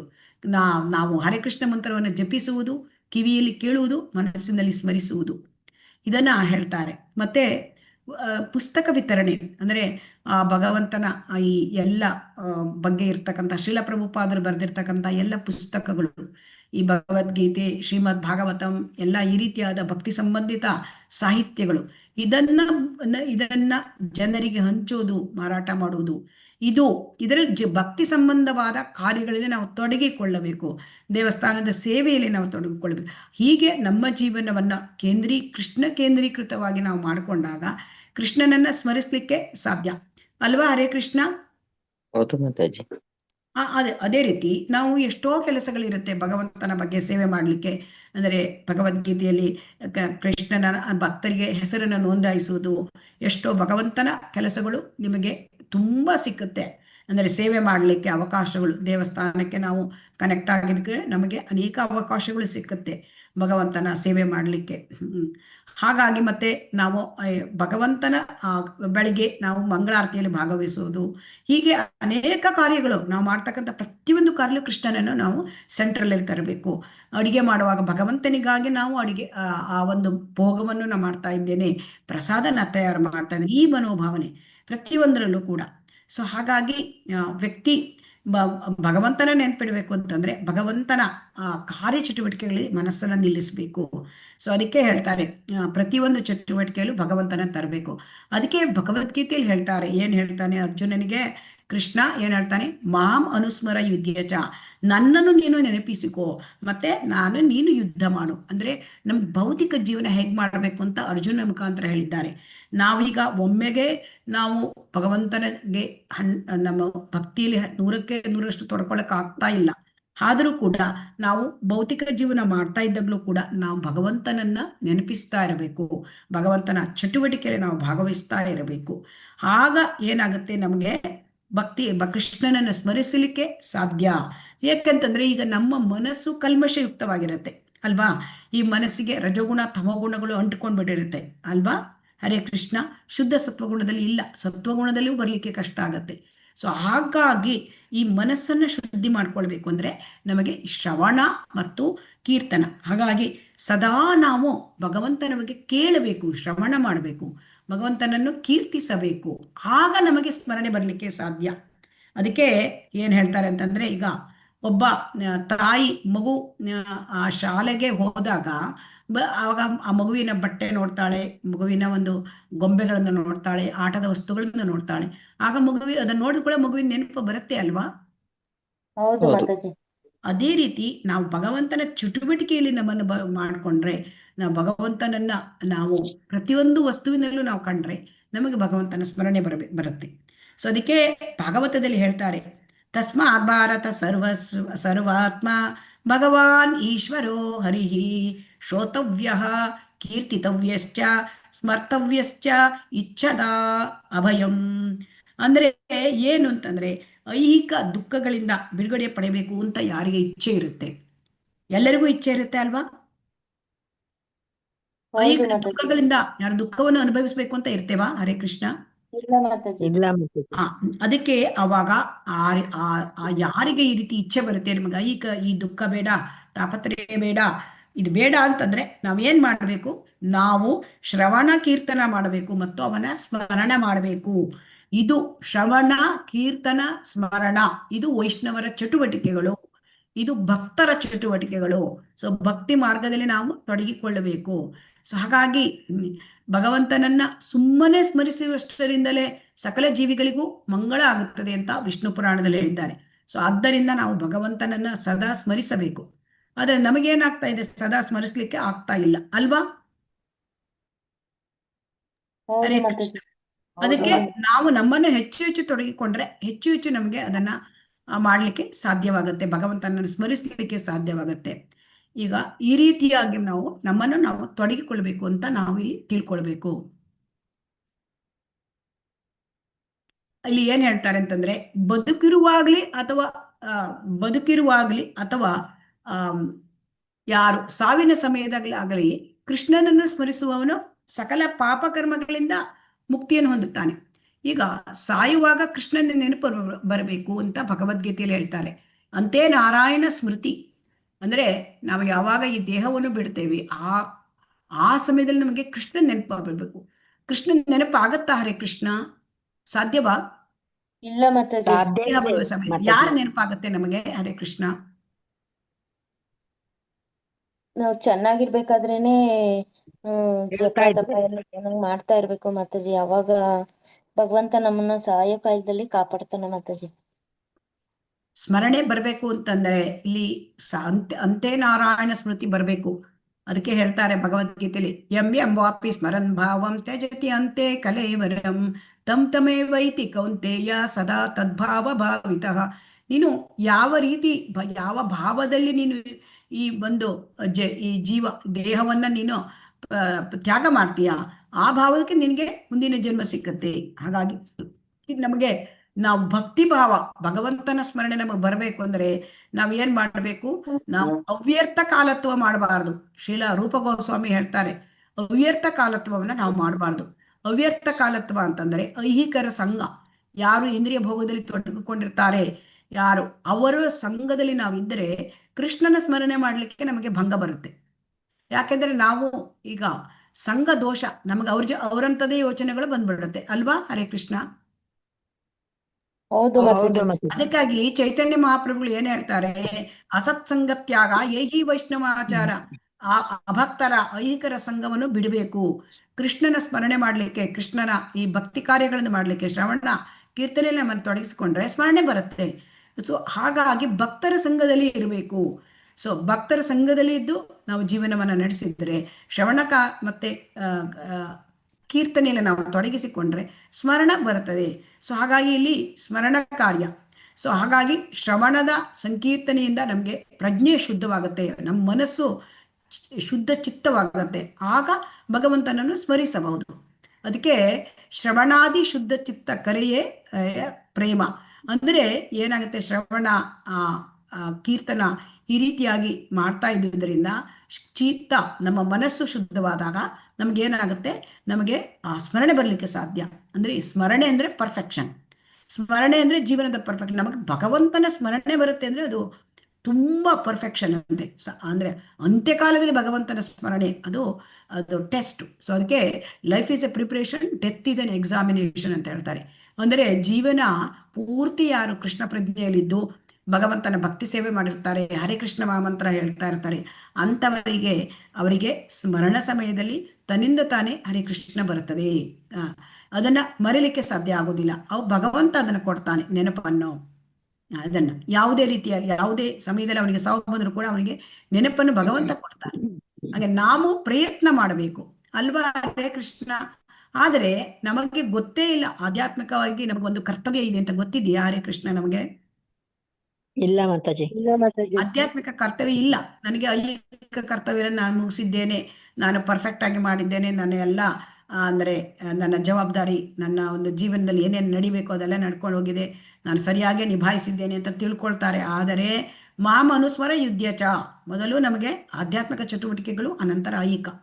ಸೊ ಆದ್ದರಿಂದ ನಮಗೆ ಐಹಿಕ ಜಗತ್ತಲ್ಲಿ ಬದುಕಬೇಕು, ಈ ದೇಹ ಕಾಪಾಡಲಿಕ್ಕೆ ಕೆಲಸ ಮಾಡಲೇಬೇಕು. ಆದರೆ ಅದರ ಜೊತೆಗೆ ಭಗವಂತನ ಈ ಒಂದು ಶ್ರವಣ ಕೀರ್ತನ ಸ್ಮರಣ ಇದನ್ನು ನಾವು ನಡೆಸ್ಕೊಂಡು ಬರಲೇಬೇಕು. ಆವಾಗ ನಮಗೆ ಅಂತ್ಯನಾರಾಯಣ ಸ್ಮೃತಿ ಆಗ್ಲಿಕ್ಕೆ ಸಾಧ್ಯ. ಸೊ ಯಾಕೆ ಅಂತಂದ್ರೆ ನಮಗೆ ಅಂತ್ಯನಾರಾಯಣ ಸ್ಮೃತಿ ಬರಬೇಕಾದ್ರೆ ನಮ್ಮ ಒಂದು ಸಾಧನೆ ತುಂಬಾ ಇರಬೇಕು ಅಲ್ವಾ ಹರೇ ಕೃಷ್ಣ? ಈಗ ನಿಮ್ಗೆ ಹೀಗೆ ಅನ್ಸೋದಿಲ್ವಾ ಹರೇ ಕೃಷ್ಣ? ಹಾಗಾಗಿ ಇಲ್ಲಿ ಸ್ಮರಣೆಯ ವಿಧಾನಗಳನ್ನ ರೂಪ ಗೋಸ್ವಾಮಿಯವರು ಹೇಳ್ತಾರೆ, ಜೀವ ಗೋಸ್ವಾಮಿಯವರು ಹೇಳ್ತಾರೆ. ನಾಮಸ್ಮರಣೆ, ರೂಪಸ್ಮರಣೆ, ಗುಣಸ್ಮರಣೆ, ಲೀಲಾಸ್ಮರಣೆ. ಈಗ ನಾಮಸ್ಮರಣೆ, ಭಗವಂತನ ನಾಮಗಳನ್ನ ನೆನಪು ಮಾಡ್ತಾ ಇರೋದು, ಹರೇ ಕೃಷ್ಣ ಮಹಾಮಂತ್ರ ಹೇಳಿದಾಗ ಅದನ್ನ ಸ್ಮರಣೆ ಮಾಡ್ತಾ ಇರೋದು. ಆಮೇಲೆ ಆ ರೀತಿಯಾಗಿ ಶ್ರವಣ, ನಾಮಸ್ಮರಣೆಯಲ್ಲಿ ಕೂಡ ಭಗವದ್ಗೀತೆ ಭಾಗವತವನ್ನ ನಾವು ಕೇಳಬೇಕು ಮತ್ತು ಅದನ್ನ ಶ್ರವಣ ಮಾಡ್ತಾ ಇರಬೇಕು. ಆಗ ಕೃಷ್ಣನ ರೂಪ, ನಾಮ, ರೂಪ, ಗುಣ, ಲೀಲೆಗಳು ಅನುಕ್ರಮವಾಗಿ ನಮಗೆ ಗೊತ್ತಾಗತ್ತೆ. ಸೊ ಆಗ ನಮಗೆ ಕೃಷ್ಣನನ್ನು ಒಪ್ಪಿಕೊಳ್ಳೋದು, ದೇವೋತ್ತಮ ಪರಮ ಪುರುಷ ಅವ, ಆ ಸ್ಥಿತಿಗೆ ಬರ್ತೇವೆ. ಅದೇ ವರ್ಣದಶ ಅಂತ ಕರೀತಾರೆ. ಆಮೇಲೆ ಆ ಶ್ರವಣ ದಶ ಅಂತ ಕೇಳ್ತೇವೆ ನಾವು. ಯಾವಾಗ ಕೃಷ್ಣ ಕಥೆಗಳನ್ನ ಕೇಳ್ತಾ ಕೇಳ್ತಾ ಕೇಳ್ತಾ ನಾವು ಇರ್ತೇವೆ, ಅದು ಶ್ರವಣ ದಶ. ಆಮೇಲೆ ಕೃಷ್ಣನನ್ನು ಒಪ್ಪಿಕೊಳ್ಳಿಕ ಸ್ಥಿತಿ ಬರ್ತದೆ. ಅದಕ್ಕೆ ವರ್ಣದಶ ಅಂತ ಹೇಳ್ತಾರೆ. ತುಂಬ ದೀರ್ಘಕಾಲ ಕೃಷ್ಣನ ಬಗ್ಗೆ ಕೇಳಿದಾಗ ಅವನನ್ನು ಒಪ್ಪುವಂಥ ಪರಿಸ್ಥಿತಿ ವರ್ಣದಶ. ಆಮೇಲೆ ನಾವು ಭಾವಪೂರ್ಣ ಕೀರ್ತನೆ ಮತ್ತು ಜಪ ಮಾಡುವಾಗ ಅದು ಸ್ಮರಣಾವಸ್ಥೆಗೆ ಬರಲಿಕ್ಕೆ ಸಾಧ್ಯ. ಸೊ ಹಾಗಾಗಿ ಈ ಸ್ಮರಣೆಗೆ 5 ಹಂತಗಳಿರುತ್ತೆ. ಹೇಗೆ ಅಂತಂದರೆ, ಮೊದಲನೇ ಹಂತ ನಾವು ಬಿಟ್ಟು ಕೃಷ್ಣನ ಸ್ಮರಣೆ. ಸುಮ್ಮನೆ ಕ್ಲಾಸಿಗೆ ಈ ಭಗವದ್ಗೀತೆ ತರಗತಿ, ಭಾಗವತಂ ತರಗತಿ, ಈಗ ಭಕ್ತಿ ಚಟುವಟಿಕೆಗಳು ಇರ್ತಕ್ಕಂಥ ಉಪನ್ಯಾಸಗಳು ಅಲ್ಲಿ ಬಂದಾಗ ಸ್ವಲ್ಪ ಕೃಷ್ಣನ ನೆನಪಾಗತ್ತೆ ಅಲ್ವಾ? ಹೌದು ಮಾತಾಜಿ. ಇದು ಬಿಟ್ಟು ಬರ್ತಕ್ಕಂಥ ಹಂತ ಕೃಷ್ಣ ಸ್ಮರಣೆ ಹಂತ. ಆಮೇಲೆ ಇದನ್ನೇ ಮುಂದುವರಿಸ್ಕೊಂಡ್ಮೇಲೆ ಅದು ಎಡೆಬಿಡದೆ ಯಾವಾಗ ಕೃಷ್ಣನ ಸ್ಮರಣೆ ಬರುತ್ತೆ, ಅದು ಕೃಷ್ಣನ ಚಿಂತನೆ ಬರುತ್ತೆ, ಅದು ಸ್ಮರಣ. ಆಮೇಲೆ ಮೂರನೇ ಹಂತದಲ್ಲಿ ಏಕಾಗ್ರತೆಯಿಂದ ಕೃಷ್ಣನ ಸ್ಮರಣೆ ಮಾಡೋದು, ಅದು ಧ್ಯಾನ. ಈಗ ಈ ಧ್ಯಾನವೇ ಹೆಚ್ಚು ಮಾಡ್ತಾ ಇದ್ದಾಗ ಅದು 4ನೇ ಹಂತ ಅನುಸ್ಮೃತಿ ಅಂತ ಆಗತ್ತೆ. ಆ ಧ್ಯಾನ ಹೆಚ್ಚು ಮಾಡ್ತಾ ಕೊನೆಯ ಹಂತ ಸಮಾಧಿ ಸ್ಥಿತಿ. ಸೊ ಆ ಸಮಾಧಿ ಸ್ಥಿತಿಯಲ್ಲಿ ಭಗವಂತನ ಸ್ಮರಣೆ ಬಿಟ್ಟು ಬೇರೆ ಏನೂ ಇರೋದಿಲ್ಲ. ಅಲ್ಲಿ ಲೀಲಾ ಸ್ಮರಣೆ, ಭಗವಂತನ ಆ ಸಾಕಾರ ರೂಪದಲ್ಲಿ ಭಗವಂತನ ಚಟುವಟಿಕೆಗಳು, ಅದೆಲ್ಲ ಲೀಲಾ ಸ್ಮರಣೆ. ಇದೆಲ್ಲ ತುಂಬ ಮುಂದುವರಿದ ಭಕ್ತರಿಗೆ ಇದೆಲ್ಲ ಆಗ್ತದೆ. ಸೊ ಹಾಗಾಗಿ ನಾವು ಇನ್ನೂ ಆರಂಭಿಕ ಸ್ಥಿತಿಯಲ್ಲಿ ಇರೋದ್ರಿಂದ ನಾವು ಭಗವಂತನ ಆ ಶ್ರವಣ, ಕೀರ್ತನ, ಸ್ಮರಣ ಇದನ್ನು ನಾವು ಮಾಡಬೇಕು ಅಂತ ಇಲ್ಲಿ ಹೇಳ್ತಾರೆ. ಹರೇ ಕೃಷ್ಣ. ಆದ್ದರಿಂದ ನಾವು ಯಾವಾಗಲೂ ದೇವೋತ್ತಮ ಪರಮಪುರುಷನನ್ನು ಸುಮ್ಮನೆ ನಾವು ಅವರ ಬಗ್ಗೆ ಕೇಳಬೇಕು ಮತ್ತು ಅವರನ್ನ ಕೀರ್ತಿಸಬೇಕು, ಭಗವಂತನನ್ನ ಮತ್ತು ಅವನ ಸ್ಮರಣೆ ಮಾಡಬೇಕು.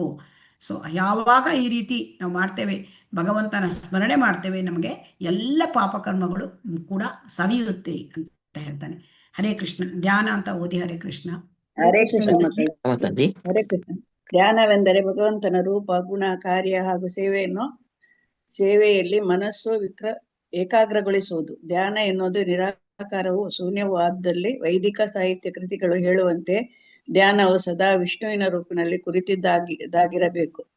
ಭಗವಂತನ ರೂಪವನ್ನು ಕುರಿತು ಧ್ಯಾನಿಸುವ ಪ್ರತಿಕ್ರಿಯೆಯ ಬಗ್ಗೆ ನರಸಿಂಹ ಪುರಾಣದಲ್ಲಿ ಒಂದು ಉಕ್ತಿ ಉಂಟು. ಅದು ಹೀಗಿದೆ: ದೇವೋತ್ತಮ ಪರಮಪುರುಷನ ಪಾದ ಕಮಲಗಳಲ್ಲಿ ಮನಮಿಟ್ಟು ಧ್ಯಾನಿಸುವುದನ್ನು ಲೋಕೋತ್ತರ ಕ್ರಿಯೆ ಎಂದು ಪರಿಗಣಿಸುತ್ತಾರೆ. ಅದು ಐಹಿಕ ಸುಖ ದುಃಖಗಳನ್ನು ಮೀರಿದ ಅನುಭವವಾಗಿರುತ್ತದೆ. ಇಂಥ ಧ್ಯಾನದಿಂದ ಬಹುದೊಡ್ಡ ದುಷ್ಟನು ಕೂಡ ತನ್ನ ಬದುಕಿನ ಪಾಪಕರ್ಮದ ಫಲದಿಂದ ವಿಮೋಚನೆ ಪಡೆಯಬಹುದು.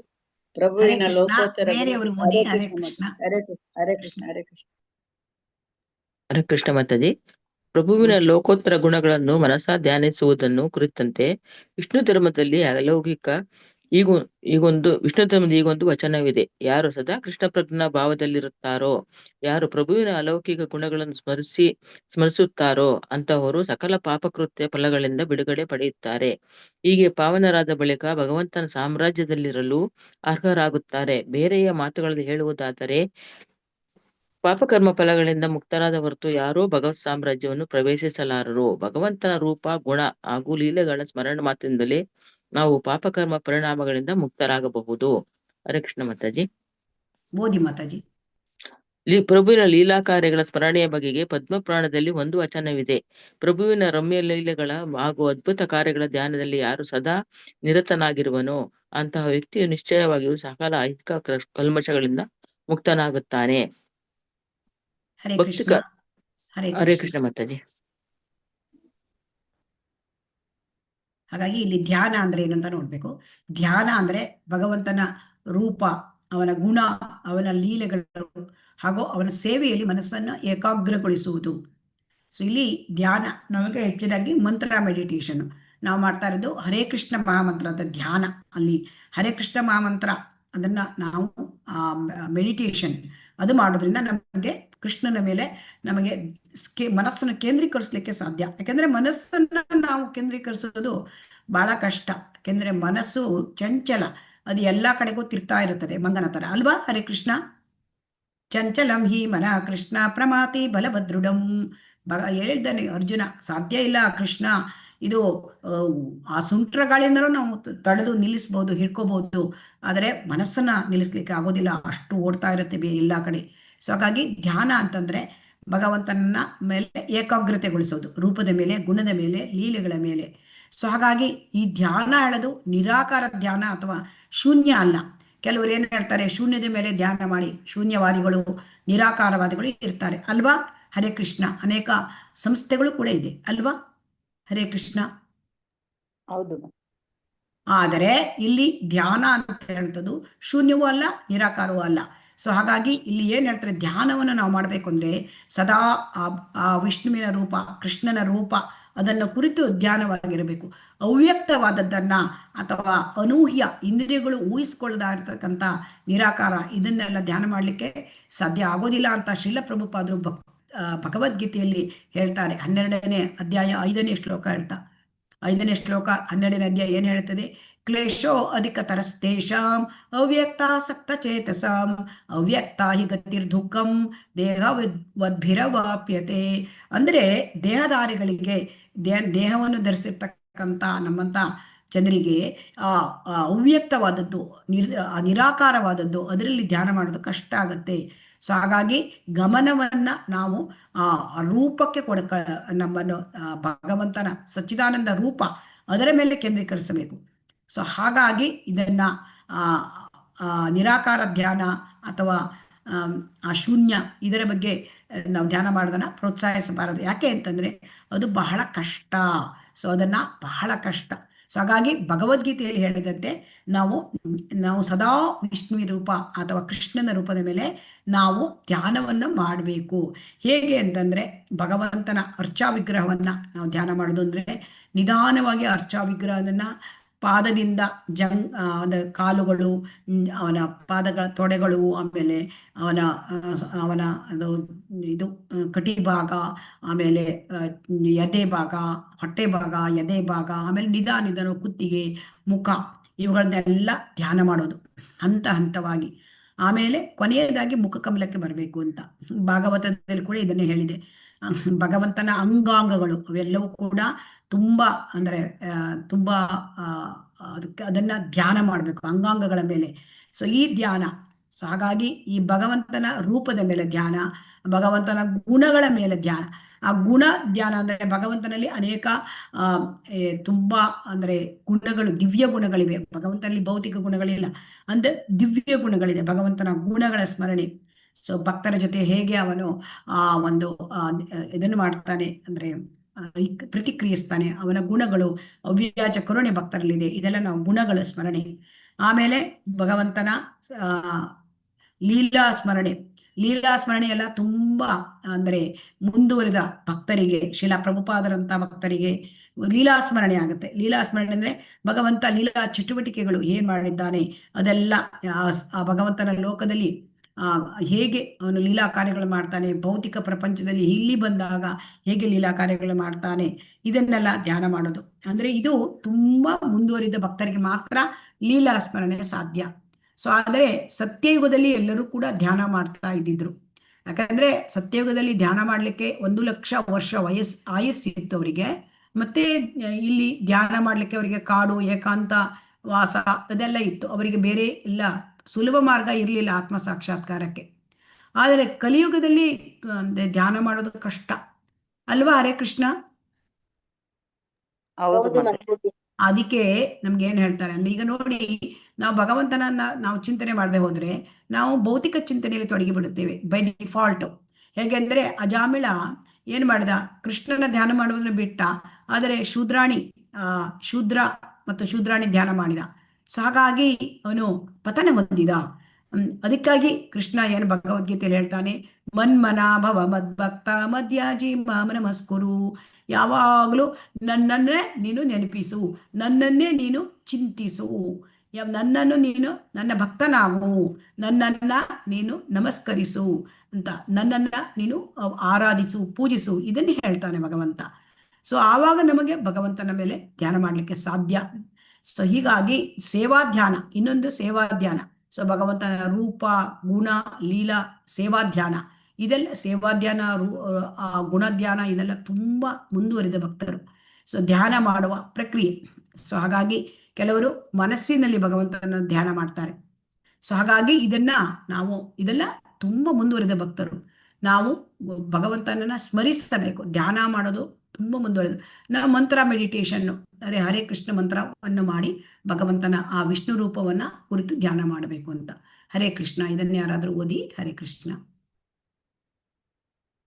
ಹರೇ ಕೃಷ್ಣ ಮಾತಾಜಿ. ಹರೇ ಕೃಷ್ಣ. ಪ್ರಭುವಿನ ಲೀಲಾ ಕಾರ್ಯಗಳ ಸ್ಮರಣೆಯ ಬಗೆಗೆ ಪದ್ಮಪುರಾಣದಲ್ಲಿ ಒಂದು ವಚನವಿದೆ. ಪ್ರಭುವಿನ ರಮ್ಯ ಲೀಲೆಗಳ ಹಾಗೂ ಅದ್ಭುತ ಕಾರ್ಯಗಳ ಧ್ಯಾನದಲ್ಲಿ ಯಾರು ಸದಾ ನಿರತರಾಗಿರುವನೋ ಅಂತಹ ವ್ಯಕ್ತಿಯು ನಿಶ್ಚಯವಾಗಿ ಸಕಲ ಐಹಿಕ ಕಲ್ಮಶಗಳಿಂದ ಮುಕ್ತನಾಗುತ್ತಾನೆ. ಭಕ್ತಿ ಕಾರ್ಯಗಳನ್ನು ಕುರಿತಂತೆ ಧ್ಯಾನ ಮಾಡುವಷ್ಟರಿಂದಲೇ ವ್ಯಕ್ತಿಯು ಅಪೇಕ್ಷಿತ ಫಲಗಳನ್ನೆಲ್ಲ ಪಡೆಯುತ್ತಾನೆ ಮತ್ತು ದೇವೋತ್ತಮ ಪರಮಪುರುಷನನ್ನು ಮುಖಾಮುಖಿಯಾಗಿ ನೋಡುತ್ತಾನೆಂಬುದಕ್ಕೆ ಕೆಲವು ಪುರಾಣಗಳು ಪುರಾವೆ ನೀಡುತ್ತವೆ. ಈ ಸಂಬಂಧದಲ್ಲಿ ಬ್ರಹ್ಮವೈವರ್ತ ಪುರಾಣದಲ್ಲಿ ಕಥೆಯೊಂದುಂಟು. ದಕ್ಷಿಣ ಭಾರತದ ಪ್ರತಿಷ್ಠಾನಪುರ ನಗರದಲ್ಲಿ ಅಷ್ಟೇನು ಶ್ರೀಮಂತನಲ್ಲದ ಬ್ರಾಹ್ಮಣನೊಬ್ಬನಿದ್ದ. ತನ್ನ ಬಡತನವನ್ನು ಪೂರ್ವಜನ್ಮದ ದುಷ್ಕಾರ್ಯಗಳ ಫಲ ತಾನು ಧನಿಕನಾಗುವುದು ಕೃಷ್ಣನಿಗೆ ಇಷ್ಟವಿಲ್ಲದಂತಿಲ್ಲವೆಂದುಕೊಂಡು ಇದ್ದಷ್ಟರಲ್ಲೇ ತೃಪ್ತನಾಗಿದ್ದ. ಹೀಗೆ ಅವನಿದ್ದ ಪ್ರಾಪಂಚಿಕ ಸ್ಥಿತಿಯ ಬಗೆಗೆ ಅವನಿಗೆ ಲೇಷವೂ ದುಃಖವಿರಲಿಲ್ಲ. ತುಂಬಾ ಶಾಂತಿಯಿಂದ ಜೀವಿಸುತ್ತಿದ್ದ. ಇದರ ಮೇಲೆ ಅವನು ದುಯಾರ್ಧ ಹೃದಯಿಯೂ ಆಗಿದ್ದ. ಶ್ರೇಷ್ಠ ಸಾಕ್ಷಾತ್ಕೃತರು ನೀಡುತ್ತಿದ್ದ ಉಪನ್ಯಾಸಗಳಿಗೆ ಅವನು ಆಗಾಗ ಹೋಗುತ್ತಿದ್ದುದುಂಟು. ಒಮ್ಮೆ ಅವನು ಉಪನ್ಯಾಸ ಕೇಳಲು ಹೋಗಿದ್ದಾಗ ಅಂದಿನ ಪ್ರವಚನಕಾರರು ವೈಷ್ಣವ ವಿಧಿಗಳನ್ನು ಕುರಿತು ಮಾತನಾಡುತ್ತಾ ಅಂತಹ ವಿಧಿಗಳನ್ನು ಧ್ಯಾನ ರೂಪದಲ್ಲಿಯೂ ಮಾಡಬಹುದೆಂದು ಹೇಳಿದರು. ಬೇರೆಯ ಮಾತುಗಳಲ್ಲಿ ಹೇಳುವುದಾದರೆ ವೈಷ್ಣವರ ಆಚರಣೆಗಳನ್ನು ವ್ಯಕ್ತಿಯು ಕಾರ್ಯತಃ ಅನುಷ್ಠಾನ ಮಾಡಲಾಗದಿದ್ದರೂ ಅಂತಹ ಕಾರ್ಯಗಳನ್ನು ಮಾಡಿದಂತೆ ಮನಸ ಧ್ಯಾನಿಸಿ ಆ ಮೂಲಕ ಅವೇ ಫಲಗಳನ್ನು ಪಡೆಯಬಹುದು. ಆ ಬ್ರಾಹ್ಮಣನು ಹಣಕಾಸಿನ ದೃಷ್ಟಿಯಿಂದ ಅಷ್ಟೇನು ಕಾರ್ಯಗಳನ್ನು ಮನಸ್ಸಿನಲ್ಲಿ ಧ್ಯಾನ ಮಾಡುತ್ತಾ ಕಾಲಯಾಪನೆ ಮಾಡುತ್ತಿದ್ದ. ಅವನ ಕಾರ್ಯರೀತಿ ಹೀಗಿರುತ್ತಿತ್ತು. ಕಾರಣ ಅಷ್ಟೇನು ಅನುಕೂಲಸ್ಥನಾಗಿರದಿದ್ದುದಕ್ಕೂ ಕಾರಣವಾಗಿ ಅವನು ಭವ್ಯವೂ ವೈಭವೋಪೇತವೂ ಆದ ಭಕ್ತಿ ಕಾರ್ಯಗಳಲ್ಲಿ ಮನಸ್ಸಿನಲ್ಲಿ ಧ್ಯಾನ ಮಾಡುತ್ತಾ ಕಾಲಯಾಪನೆ ಮಾಡುತ್ತಿದ್ದ. ಓದಿ ಮಾತಾಜಿ. ಬೆಳಗಾಗೆದ್ದು ಗೋದಾವರಿ ನದಿಯಲ್ಲಿ ಸ್ನಾನ ಮಾಡುತ್ತಿದ್ದ. ಸ್ನಾನವಾದ ಬಳಿಕ ನದಿಯ ದಂಡೆಯ ನಿರ್ಜಲ ಸ್ಥಳವೊಂದರಲ್ಲಿ ಕುಳಿತು ಯೋಗಶಾಸ್ತ್ರದಲ್ಲಿ ಹೇಳಿರುವ ಪ್ರಾಣಾಯಾಮವನ್ನು ಉಸಿರಾಟದ ನಿಯಂತ್ರಣ ಕ್ರಿಯೆಯನ್ನು ಮಾಡಿ ಮನಸ್ಸನ್ನು ಏಕಾಗ್ರತೆಗೆ ತರುತ್ತಿದ್ದನು. ಉಸಿರಾಟದ ನಿಯಂತ್ರಣವೆಂಬ ವ್ಯಾಯಾಮವು ಮನಸ್ಸನ್ನು ಒಂದೆಡೆ ನಿಲ್ಲಿಸುವ ಸಲುವಾಗಿದೆ. ಯೋಗಶಾಸ್ತ್ರದಲ್ಲಿ ಹೇಳಿರುವ ಅನೇಕ ಆಸನಗಳ ಕುರಿತುಕೊಳ್ಳುವ ಭಂಗಿ ಹಾಗೂ ಪ್ರಾಣಾಯಾಮ ಇವುಗಳ ಫಲ ಇದೇ ಆಗಿದೆ. ಪೂರ್ವದಲ್ಲಿ ತೀರಾ ಸಾಮಾನ್ಯರು ಕೂಡ ಪ್ರಭು ಸ್ಮರಣೆಯಲ್ಲಿ ಮನಸ್ಸನ್ನು ಏಕಾಗ್ರಗೊಳಿಸಲು ಸಮರ್ಥರಾಗಿದ್ದರು. ನಮ್ಮ ಈ ಬ್ರಾಹ್ಮಣನು ಹಾಗೆಯೇ ಭಗವಂತನಿಗೆ ಬೆಲೆ ಬಾಳುವ ವಸ್ತುಗಳನ್ನು ಉಡಿಸಿದಂತೆಯೂ ಕಿರೀಟವೇ ಮೊದಲಾದ ಆಭರಣಗಳಿಂದ ಅಲಂಕರಿಸಿದಂತೆಯೂ ಮನಸ ಚಿಂತಿಸುತ್ತಿದ್ದ. ದೇವರಿಗೆ ವಸ್ತ್ರಾಲಂಕಾರ ಮಾಡಿದ್ದು ಮುಗಿದ ಬಳಿಕ ಪ್ರಭುವಿಗೆ ಅಡ್ಡ ಬಿದ್ದು ನಮಸ್ಕರಿಸುತ್ತಿದ್ದ. ದೇವರನ್ನು ವಸ್ತ್ರಾಭರಣಗಳಿಂದ ಅಲಂಕರಿಸಿದ ಬಳಿಕ ದೇವಾಲಯವನ್ನು ಹುಡುಗಿ ನಿರ್ಮಲಗೊಳಿಸುತ್ತಿರುವುದಾಗಿ ಆಲೋಚಿಸುತ್ತಿದ್ದ. ದೇವಾಲಯವನ್ನು ಶುಚಿಗೊಳಿಸಿದ ಬಳಿಕ ಅವನೇನು ಮಾಡುತ್ತಿದ್ದ? ತನ್ನಲ್ಲಿ ಚಿನ್ನ ಬೆಳ್ಳಿಗಳಿಂದ ಮಾಡಿದ ಬಿಂದಿಗೆಗಳಿವೆ ಎಂದು ಮನಸ್ಸಿನಲ್ಲಿ ಭಾವಿಸಿ ತಾನು ಆ ಬಿಂದಿಗೆಗಳೊಡನೆ ನದಿಗೆ ಹೋಗಿ ಮೊಗೆದು ತರುತ್ತಿದ್ದುದು ಬರೀ ಗೋದಾವರಿ ನದಿಯಿಂದಷ್ಟೇ ಅಲ್ಲ, ಗಂಗಾ, ಯಮುನಾ, ನರ್ಮದಾ ಮನಸ್ಸ ಜಪಿಸುತ್ತಿದ್ದ. ಸಾಮಾನ್ಯವಾಗಿ ನರ್ಮದಾ ಹಾಗೂ ಕಾವೇರಿ ನದಿಗಳಿಂದ ಕೂಡ ಪೂಜೆಯ ನೀರನ್ನು ತರುತ್ತಿರುವುದಾಗಿ ಬ್ರಾಹ್ಮಣನು ಮನಸ ಜಪಿಸುತ್ತಿದ್ದ. ಸಾಮಾನ್ಯವಾಗಿ ವೈಷ್ಣವನು ದೇವಪೂಜಾ ಸಮಯದಲ್ಲಿ ಈ ಎಲ್ಲಾ ನದಿಗಳಿಂದಲೂ ನೀರು ತಂದಿರುವುದಾಗಿ ಮಂತ್ರ ಹೇಳುತ್ತಾನೆ. ಈ ಬ್ರಾಹ್ಮಣನಾದರೋ ಮಂತ್ರ ಹೇಳುವುದರ ಬದಲಾಗಿ ಆ ಎಲ್ಲ ನದಿಗಳಿಂದ ಚಿನ್ನ ಬೆಳ್ಳಿಯ ಬಿಂದಿಗೆಗಳಲ್ಲಿ ನಾನು ನೀರು ತರುತ್ತಿರುವುದಾಗಿಯೇ ಧ್ಯಾನಿಸುತ್ತಿದ್ದ. ಇದಾದ ಬಳಿಕ ಆ ಬ್ರಾಹ್ಮಣನು ದೇವರಿಗರ್ಪಿಸಲು ಹೂ, ಹಣ್ಣು, ಧೂಪ ಹಾಗೂ ಶ್ರೀಗಂಧ ಚೂರ್ಣವನ್ನು ಸಂಗ್ರಹಿಸಿಕೊಡುವುದಾಗಿ ಮನಸ ಚಿಂತಿಸುತ್ತಿದ್ದ. ಬಳಿಕ ತಾನು ಸಂಗ್ರಹಿಸಿ ತಂದ ಜಲ, ಹೂಗಳು, ಅಗರು ಮುಂತಾದನ್ನೆಲ್ಲ ದೇವರಿಗೆ ಅರ್ಪಿಸುತ್ತಿದ್ದ. ತರುವಾಯ ಆರತಿ ಬೆಳಗುತ್ತಿದ್ದ. ಹೀಗೆ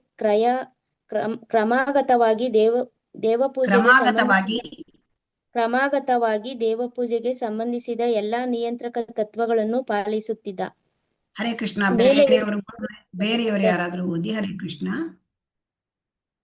ಮತ್ತೊಬ್ಬರಿಗೆ ಅವಕಾಶ ಉಂಟು. ಹರೇ ಕೃಷ್ಣ ಮಾತಾಜಿ. ಮೇಲೆ ಹೇಳಿದಂತಹ ಮಾತಾಜಿ. ಮೇಲೆ ಹೇಳಿದಂತಹ ಕಾರ್ಯಗಳನ್ನು ಮಾಡುವುದು ಆ ಬ್ರಾಹ್ಮಣನ ನಿತ್ಯದ ಕರ್ಮವಾಯಿತು. ಹೀಗೆಯೇ ನಿತ್ಯದ ಕ್ರಮವಾಯಿತು. ಹೀಗೆಯೇ ಬಹು ವರ್ಷಗಳು ಕಳೆದವು. ತಾನು ಹಾಲು ಸಕ್ಕರೆ ಬೆರೆಸಿದ ಪಾಯಸವನ್ನು ತಯಾರಿಸಿದಂತೆಯೂ ಆ ಪಾಯಸವನ್ನು ಭಗವಂತನಿಗೆ ಅರ್ಪಿಸಿದಂತೆಯೂ ಒಂದು ದಿನದ ಧಾನ್ಯದ ಸಮಯದಲ್ಲಿ ಈ ಬ್ರಾಹ್ಮಣನು ಮನಸಾ ಚಿಂತಿಸಿದ. ಆ ಬ್ರಾಹ್ಮಣನು ತಯಾರಿಸಿದ್ದ ಪಾಯಸವು ಅದೇ ತಾನೇ ತಯಾರಿಸಿದ್ದುದರಿಂದ ಬಿಸಿ ಬಿಸಿಯಾಗಿತ್ತು. ಪಾಯಸವನ್ನು ಬಿಸಿಯಾಗಿರುವಾಗ ಅದನ್ನು ಸೇವಿಸಬಾರದು, ಆರಿದಷ್ಟು ಅದರ ರುಚಿ ಹೆಚ್ಚು. ಹೀಗೆ ಅದೇ ತಾನೇ ತಯಾರಿಸಲಾಗಿದ್ದು ಪಾಯಸವು ಭಗವಂತನಿಗೆ ಅರ್ಪಣೆಯಾಗುವಷ್ಟು ಅರಿದೆಯೋ ಇಲ್ಲವೋ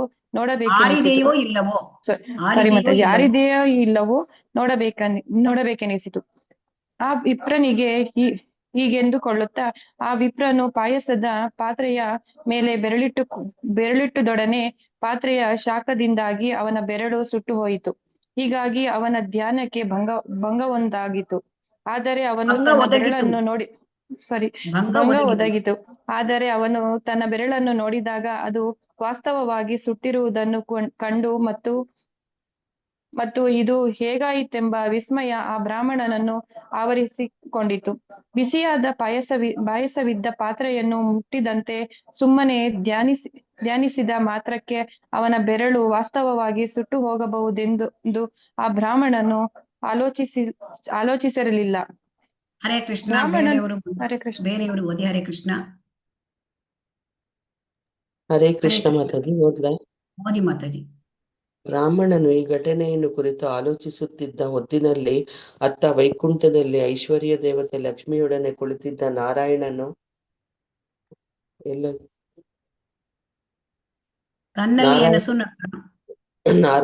ತನ್ನಲ್ಲಿಯೇ ನಸುನಕ್ಕನು. ಪ್ರಭು ಸೇವಾ ತತ್ಪರಳಾಗಿದ್ದ ಭಾಗ್ಯದೇವತೆ ಲಕ್ಷ್ಮಿ ಹಾಗೂ ಇತರ ಭಾಗ್ಯದೇವತೆಯರು ಭಗವಂತನು ನಸು ನಕ್ಕದೇಕೆಂದು ಕೇಳಿದರು. ಅವರ ಪ್ರಶ್ನೆಗೆ ಪ್ರಭು ಉತ್ತರ ನೀಡಲಿಲ್ಲ. ಅದಕ್ಕೆ ಬದಲಾಗಿ ಬ್ರಾಹ್ಮಣನು ತನ್ನಲ್ಲಿಗೆ ಬರಬೇಕೆಂದು ಹೇಳಿ ಕಳುಹಿಸಿದ. ವೈಕುಂಠ ಲೋಕದಿಂದ ಹೊರಟ ಒಂದು ವಿಮಾನವು ಆ ಕೂಡಲೇ ಬ್ರಾಹ್ಮಣನನ್ನು ನಾರಾಯಣನಿದ್ದ ಸ್ಥಾನಕ್ಕೆ ಕರೆತಂದಿತು. ಹೀಗೆ ಆ ಬ್ರಾಹ್ಮಣನು ಲಕ್ಷ್ಮೀ ನಾರಾಯಣರ ಸಮ್ಮುಖದಲ್ಲಿದ್ದಾಗ ಭಗವಂತನು ನಡೆದನ್ನೆಲ್ಲ ವಿವರಿಸಿ ಹೇಳಿದ. ಈ ವಿಪ್ರನಿಗಾದರೋ ಭಗವಂತ ಹಾಗೂ ಅವನ ಸಹಸ್ರಾರು ಲಕ್ಷ್ಮಿಯರ ಸಾನ್ನಿಧ್ಯದಲ್ಲಿ ವೈಕುಂಠದಲ್ಲಿ ಶಾಶ್ವತವಾಗಿ ನೆಲೆಸಿರುವ ಭಾಗ್ಯ ಲಭಿಸಿತು. ಭಗವಂತನು ತನ್ನ ಧಾಮದಲ್ಲಿದ್ದರೂ ಹೇಗೆ ಸರ್ವವ್ಯಾಪಿಯೂ ಆಗಿರುತ್ತಾನೆ ಎಂಬುದನ್ನು ಈ ಪ್ರಸಂಗವು ತೋರಿಸಿಕೊಡುತ್ತದೆ. ಪ್ರಭುವು ವೈಕುಂಠದಲ್ಲಿದ್ದವನಾದರೂ ಸದಾ ಪ್ರಭುಧ್ಯಾನ ಮಗ್ನನಾಗಿದ್ದ. ಆ ಬ್ರಾಹ್ಮಣನ ಹೃದಯಸ್ಥನಾಗಿಯೂ ಇದ್ದ. ಹೀಗೆ ಧ್ಯಾನ ರೂಪದಲ್ಲೇ ಆಗಲಿ ನಾವು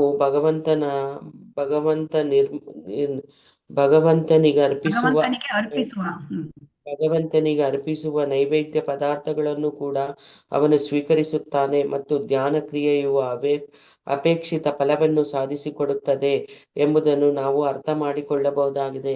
ಹರೇ ಕೃಷ್ಣ ಮಾತಾಜಿ. ಧನ್ಯವಾದಗಳು. ಹರೇ ಕೃಷ್ಣ. ಹಾಗಾಗಿ ಧ್ಯಾನಕ್ಕೆ ಇಲ್ಲಿ ಒಂದು ಉತ್ತಮ ಉದಾಹರಣೆ ಕೊಟ್ಟಿದ್ದಾರೆ. ಸೊ ಇಲ್ಲಿ ಧ್ಯಾನ ಮಾಡೋದು ಇಷ್ಟು ಪ್ರತಿಯೊಂದನ್ನು ಆ ಪ್ರತಿಷ್ಠಾನಪುರದ ಬಡ ಬ್ರಾಹ್ಮಣ ಅವನ ಹತ್ರ ಹಣ ಇರಲಿಲ್ಲ. ಸೊ ಆದರೆ ಅವನಿಗೆ ಏನಂತಂದ್ರೆ ಅವನು ಎಲ್ಲವನ್ನು ಕೂಡ ಮನಸ್ಸಿನಲ್ಲಿ ಮಾಡ್ತಾ ಇದ್ದ. ತಾನು ಭಗವಂತನಿಗೆ ಬೇಕಾದ ಎಲ್ಲನೂ ಅತ್ಯುತ್ತಮವಾದ ಸೇವೆ. ಇದು ಸಾಧಾರಣದವರಿಗೆ ಮಾಡ್ಲಿಕ್ಕೆ ಸಾಧ್ಯ ಇಲ್ಲ ಈ ರೀತಿಯಾಗಿ. ಯಾಕಂತಂದ್ರೆ ನೋಡಿ, ಈ ಬ್ರಾಹ್ಮಣನಿಂದ ಕಲಿತಕ್ಕಂತ ಒಂದು ಪಾಠ ಅಂದ್ರೆ, ಬ್ರಾಹ್ಮಣ ತನ್ನ ಬಡತನದ ಬಗ್ಗೆ ಅವನು ಯಾವತ್ತೂ ಕೂಡ ದುಃಖ ಇರಲಿಲ್ಲ. ಯಾಕೆ ದುಃಖ ಇರಲಿಲ್ಲ? ಇದು ತನ್ನ ದುಷ್ಕರ್ಮದ ಫಲ ಅಂತ ಅವನು ತಿಳ್ಕೊಂಡಿದ್ದ ಅಲ್ವಾ? ಹರೇ ಕೃಷ್ಣ. ಅವನಿಗೆ ತನ್ನ ಬಡತನ ಇದೆ ಅಂತ ಭಗವಂತನ ಸೇವೆಯಲ್ಲಿ ಅವನು ಕಡಿಮೆ ಮಾಡಿದ್ನ? ಹರೇ ಕೃಷ್ಣ. ಅವನನ್ನು ಈ ಒಂದು ಕಥೆಯಿಂದ ನಾವು ಎಷ್ಟೊಂದು ಪಾಠ ಕಲಿಬಹುದು. ಅದೇ ಆ ಬಡ ಬ್ರಾಹ್ಮಣ ತನ್ನ ಬಡತನದ ಬಗ್ಗೆ ಯಾವತ್ತೂ ಕೂಡ ಚಿಂತೆಯನ್ನ ಅವನು ಮಾಡ್ತಾ ಇರಲಿಲ್ಲ. ಆಮೇಲೆ ಅವನೇನ್ ತಿಳ್ಕೊಂಡಿದ್ದ, ಇದು ಭಗವಂತನಿಗೆ ಕೃಷ್ಣನಿಗೆ ತನಗೆ ಈ ಧನಿಕನಾಗುವುದು ಇಷ್ಟ ಇಲ್ಲ ಅಂತ ತಿಳ್ಕೊಂಡಿದ್ದ. ಭಗವಂತನ ಇಚ್ಛೆ ಇದು ಅಂತ ತಿಳ್ಕೊಂಡು ಅದರಲ್ಲೇ ತೃಪ್ತನಾಗಿದ್ದ. ಈಗ ಇದರಿಂದ ನಾವೇನ್ ತಿಳ್ಕೊಳ್ಬೇಕು? ನಮ್ಮಲ್ಲಿ ಏನಿದೆ ಅಷ್ಟರಿಂದ ನಾವು ತೃಪ್ತರಾಗ್ತೇವೆ. ಹರೇ ಕೃಷ್ಣ. ಇಲ್ಲ ಮಾತಾಜಿ. ಇಲ್ಲ ಇದೇ ಮಾತಾಜಿ. ಇದೇ ಸಮಸ್ಯೆ ನಮಗೆ ಅಲ್ವಾ? ನಾವು ಆಕಾಶಕ್ಕೆ ಕೈ ಚಾಚುತ್ತೇವೆ ಅಲ್ವಾ? ಹೌದು ಮಾತಾಜಿ. ಇದ್ದಿದ್ರಲ್ಲಿ ಇಲ್ಲಿ 2ನೇ ಪಾಠ ಅಂದ್ರೆ ಇಲ್ಲಿ ನಾವು ಅಂದ್ರೆ ಇದ್ದಿದ್ರಲ್ಲೇ ತೃಪ್ತಿ ಪಡ್ಕೋಬೇಕು. ಆ ಪ್ರತಿಷ್ಠಾನಪುರದ ಬ್ರಾಹ್ಮಣ ಈ ತರ ಅವನ ಒಂದು ಜೀವನದಿಂದ ಕಳ್ಕೋಬೇಕು. ಇದ್ದಷ್ಟರಲ್ಲಿಯೇ ಅವನು ತೃಪ್ತನಾಗಿದ್ದ. ಆಮೇಲೆ ತನಗೆ ಈ ತರ ಪ್ರಾಪಂಚಿಕ ಸ್ಥಿತಿ ಬಡತನ ಇದೆ ಅಂತ ಅವನಿಗೆ ಸ್ವಲ್ಪವೂ ದುಃಖ ಇರಲಿಲ್ಲಂತೆ. ನೋಡಿ, ಇಲ್ಲಿ ನಮ್ಗೆ ಈಗ ಸಾಧಾರಣ ಜನರಿಗೆ ಬಡತನದಿಂದ ದುಃಖದಲ್ಲಿ ಇರ್ತಾರಲ್ವಾ? ಹರೇ ಕೃಷ್ಣ. ಅವನಿಗೆ ಪ್ರಯತ್ನ ಮಾಡ್ತೀವಿ. ಹೌದು ಮಾತಾಜಿ. ದುಃಖವೇ ಇರ್ಲಿಲ್ಲಂತೆ. ಇದು ಭಗವಂತನ ಇಚ್ಛೆ ಅಂತ ತೃಪ್ತಿಯಿಂದ ಇದ್ದ. ಮತ್ತೆ ಅವನು ಅಷ್ಟರಲ್ಲೇ ಶಾಂತಿಯಿಂದ ಜೀವನ ನಡೆಸ್ತಾ ಇದ್ದ. ಈಗ ನಮ್ಮಲ್ಲಿ ಎಷ್ಟು ವಸ್ತುಗಳಿದ್ರೂ ಕೂಡ ನಮಗೆ ಅದಿಲ್ವಲ್ಲ ಅಂತ ನಮ್ಗೆ ಶೋಕ ಇರುತ್ತೆ ಅಲ್ವಾ? ಅದು ದುಃಖ ಇರುತ್ತೆ ಅಲ್ವಾ? ಆದರೆ ಅವನಿಗೆ ತನ್ನಲ್ಲಿ ಒಂದು ಏನಿದೆ ಅದರಲ್ಲಿ ಅವನು ಶಾಂತಿಯಿಂದ ಜೀವನ ಮಾಡಿಸ್ತಾ ಇದ್ದ. ಮತ್ತೆ ಇಲ್ಲಿ ಮತ್ತೊಂದು ಇಲ್ಲಿ ಪಾಠ ಅಂದ್ರೆ ಅವನು ಭಗವಂತನ ಬಗ್ಗೆ ಯಾರು ಶ್ರೇಷ್ಠ ವಿದ್ವಾಂಸರಿದ್ದಾರೆ, ಅವರು ಸಾಕ್ಷಾತ್ಕೃತ ಭಕ್ತರು, ಶುದ್ಧ ಭಕ್ತರು, ಅವರು ಉಪನ್ಯಾಸಕ್ಕೆ ಹೋಗ್ತಾ ಇದ್ದ.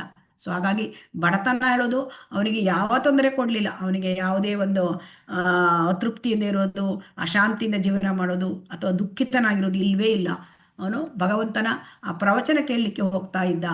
ಆಮೇಲೆ ಆ ಪ್ರವಚನದಲ್ಲಿ ಅವನಿಗೆ ಧ್ಯಾನ ಮಾಡಿ ಭಕ್ತಿ ಕಾರ್ಯದಲ್ಲಿ ಮುಂದುವರಿಸಬಹುದು ನಾನು ಅಂತ ಗೊತ್ತಾಯಿತು. ಸೊ ಹಾಗಾಗಿ ಅವನು ಕೈಯಲ್ಲಿ ಕಾಸಿಲ್ಲ, ಆದರೂ ಕೂಡ ಭಗವಂತನಿಗೆ ಭವ್ಯವಾದ ಒಂದು ಭಕ್ತಿ ಕಾರ್ಯಗಳನ್ನ ಮಾಡಿದ್ದಾನೆ. ಹಾಗಂತ ಎಲ್ಲರೂ ಅದರಲ್ಲಿ ಈ ರೀತಿ ಮಾಡಬೇಕು ಅಂತ ಇಲ್ಲ. ಯಾರ ಹತ್ರ ಹಣ ಇದೆ ಅವರು ಭಗವಂತನಿಗೆ ಸ್ವತಃ ವೈಭವೋಪೇತವಾಗಿ ಅದು ಪ್ರತ್ಯಕ್ಷವಾಗಿ ಮಾಡಬಹುದು. ಇವನು ಧ್ಯಾನ ರೂಪದಲ್ಲಿ ವೈಭವೋಪೇತವಾಗಿ ಮಾಡ್ತಾ ಇದ್ವಿ. ಇಲ್ಲಿ ಇನ್ನೊಂದರಲ್ಲಿ ನಾವು ವೈಭವೋಪೇತವಾಗಿ ಭಗವಂತನನ್ನ ನಾವು ಆರಾಧನೆ ಮಾಡಬೇಕು ಅಂತ. ಸೊ ಹಾಗಾಗಿ ಅವನು ಮನಸ್ಸನ್ನು ಏಕಾಗ್ರತೆಗೊಳಿಸಬೇಕು.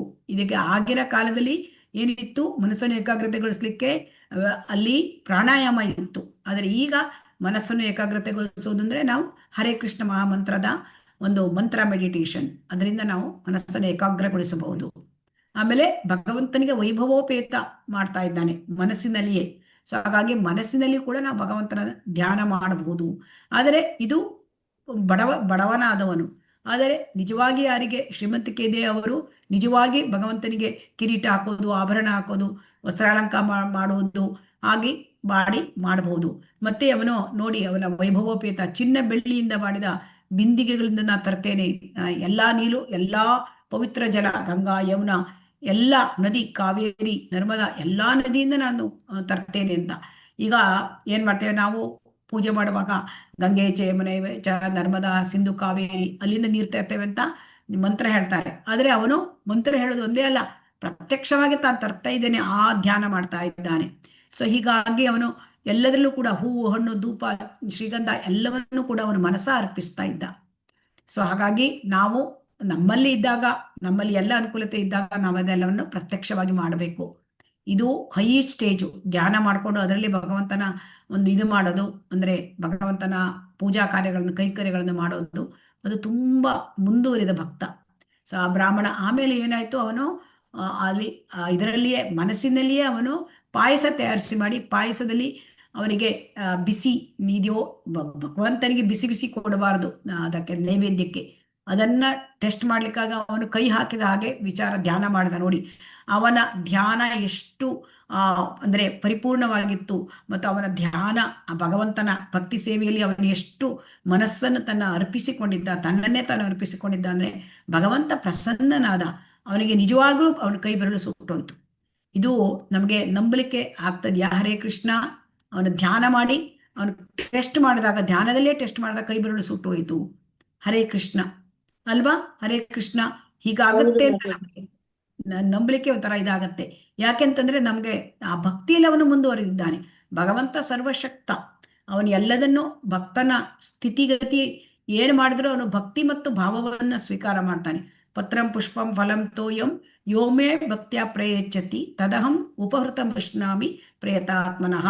ಅಂದ್ರೆ ಭಗವದ್ಗೀತೆಯಲ್ಲಿ ಹೇಳಿದ್ದಾನೆ, ನೀನು ಹಣ್ಣು ಕೊಡು, ಹಣ್ಣು ಕೊಡು, ನೀರು ಕೊಡು, ನೀನು ಹೂವು ಕೊಡು, ಏನೇ ಕೊಟ್ಟರು ಕೂಡ ನಾನು ಸ್ವೀಕಾರ ಮಾಡ್ತೇನೆ. ಏನನ್ನು ಸ್ವೀಕಾರ ಮಾಡ್ತಾನೆ ಭಗವಂತ? ಅವನು ಅವನು ಇಡೀ ಚರಾಚರ ಜಗತ್ತಿನ ಅಂದರೆ ಭೌತಿಕ ಜಗತ್ತು ಮತ್ತೆ ಆಧ್ಯಾತ್ಮಿಕ ಜಗತ್ತು ಎಲ್ಲದರ ಒಡೆಯ ಅವನು. ಈಶಾವಾಸ್ಯಂ ಇದಂ ಸರ್ವಂ, ಎಲ್ಲವನಿಗೆ ಸಿಕ್ಕಿದೆ. ಭಗವಂತನಿಗೆ ಆತ್ಮಾರಾಮ, ಅವನು ಆತ್ಮತೃಪ್ತ, ಅವನಿಗೆ ಬಾಹ್ಯದಿಂದ ಯಾವುದು ಕೂಡ ಬೇಕಾಗಿಲ್ಲ. ಆದರೂ ಕೂಡ ಭಕ್ತನ ಭಕ್ತಿ ಭಾವ ಮತ್ತೆ ಅವನು ಭಕ್ತಿಯನ್ನು ಭಾವವನ್ನು ಸ್ವೀಕಾರ ಮಾಡ್ತಾನೆ, ಭಾವಗ್ರಾಹಿ ಜನಾರ್ದನ. ಹಾಗೆ ವೈಕುಂಠದಲ್ಲಿದ್ದ ನಾರಾಯಣನಿಗೆ ಭಗವಂತನಿಗೆ ನಸುನಕ್ಕನಂತೆ, ಓ ಬ್ರಾಹ್ಮಣ ಇಷ್ಟು ತನ್ನನ್ನು ಧ್ಯಾನಿಸ್ತಾ ಇದ್ದಾನೆ, ಅವನ ಕೈಗೆ ಸುಟ್ಟು ಹೋಯಿತು ಅಂತ ಅಂದಾಗ ಆಗ ಲಕ್ಷ್ಮೀ ದೇವಿ ಕೇಳ್ತಾಳೆ, ಯಾಕೆ ನಗ್ತಾ ಇದೀಯಾ ಅಂತ. ಸೊ ಅವನಿಗೆ ಪ್ರಭು ಬಗ್ಗೆ ಉತ್ತರ ಕೊಡ್ಲಿಲ್ಲಂತೆ. ಬದಲಾಗಿ ಬ್ರಾಹ್ಮಣನನ್ನು ಕರೆಸ್ಕೊಳ್ಳಿಕ್ಕೆ ವೈಕುಂಠ ಲೋಕದಿಂದ ದೂತರನ್ನು ಕಳಿಸಿದ. ಸೊ ಆ ಬ್ರಾಹ್ಮಣನ್ಗೆ ಅಲ್ಲಿಯೇ ಆ ವೈಕುಂಠ ಲೋಕದ ವಿಮಾನ ಬಂತು ಮತ್ತು ಅವನನ್ನ ಕರೆದುಕೊಂಡು ಹೋದ್ರು ವೈಕುಂಠ ಲೋಕಕ್ಕೆ. ಶಾಶ್ವತವಾಗಿ ಅಲ್ಲಿ ನೆಲೆಸುವ ಭಾಗ್ಯ ಸಿಕ್ಕಿತು. ಸೊ ಹಾಗಾಗಿ ಧ್ಯಾನ ಮಾಡಿ ಕೂಡ ನಾವು ಭಗವಂತನನ್ನ ಪಡ್ಕೊಳ್ಳಬಹುದು ಅಂತ ಇಲ್ಲಿ ನಾವು ತಿಳ್ಕೊಳ್ಳೋಣ ಸದಾ. ಹಾಗಾಗಿ ಭಗವಂತನನ್ನ ಧ್ಯಾನ ಮಾಡಿ ಅವನು ಭಗವಂತನನ್ನ ಪಡ್ಕೊಂಡ. ಅಂದ್ರೆ ಧ್ಯಾನ ಪ್ರಕ್ರಿಯೆ ಅಷ್ಟು ಅಂದ್ರೆ ಪವರ್ಫುಲ್, ಅಂದ್ರೆ ಅಪೇಕ್ಷಿತ ಫಲವನ್ನ ಸಾಧಿಸಿ ಕೊಡುತ್ತದೆ ಅಂತ ನಾವು ಅರ್ಥ ಮಾಡ್ಕೊಳ್ಬಹುದು. ಹರೇ ಕೃಷ್ಣ. ಇಲ್ಲಿಗೆ 10ನೇ ಅಧ್ಯಾಯ ಮುಗಿತು. ಈಗ ಸ್ವಲ್ಪ 11ನೇ ಅಧ್ಯಾಯವನ್ನು ನಾವು ನೋಡೋಣ.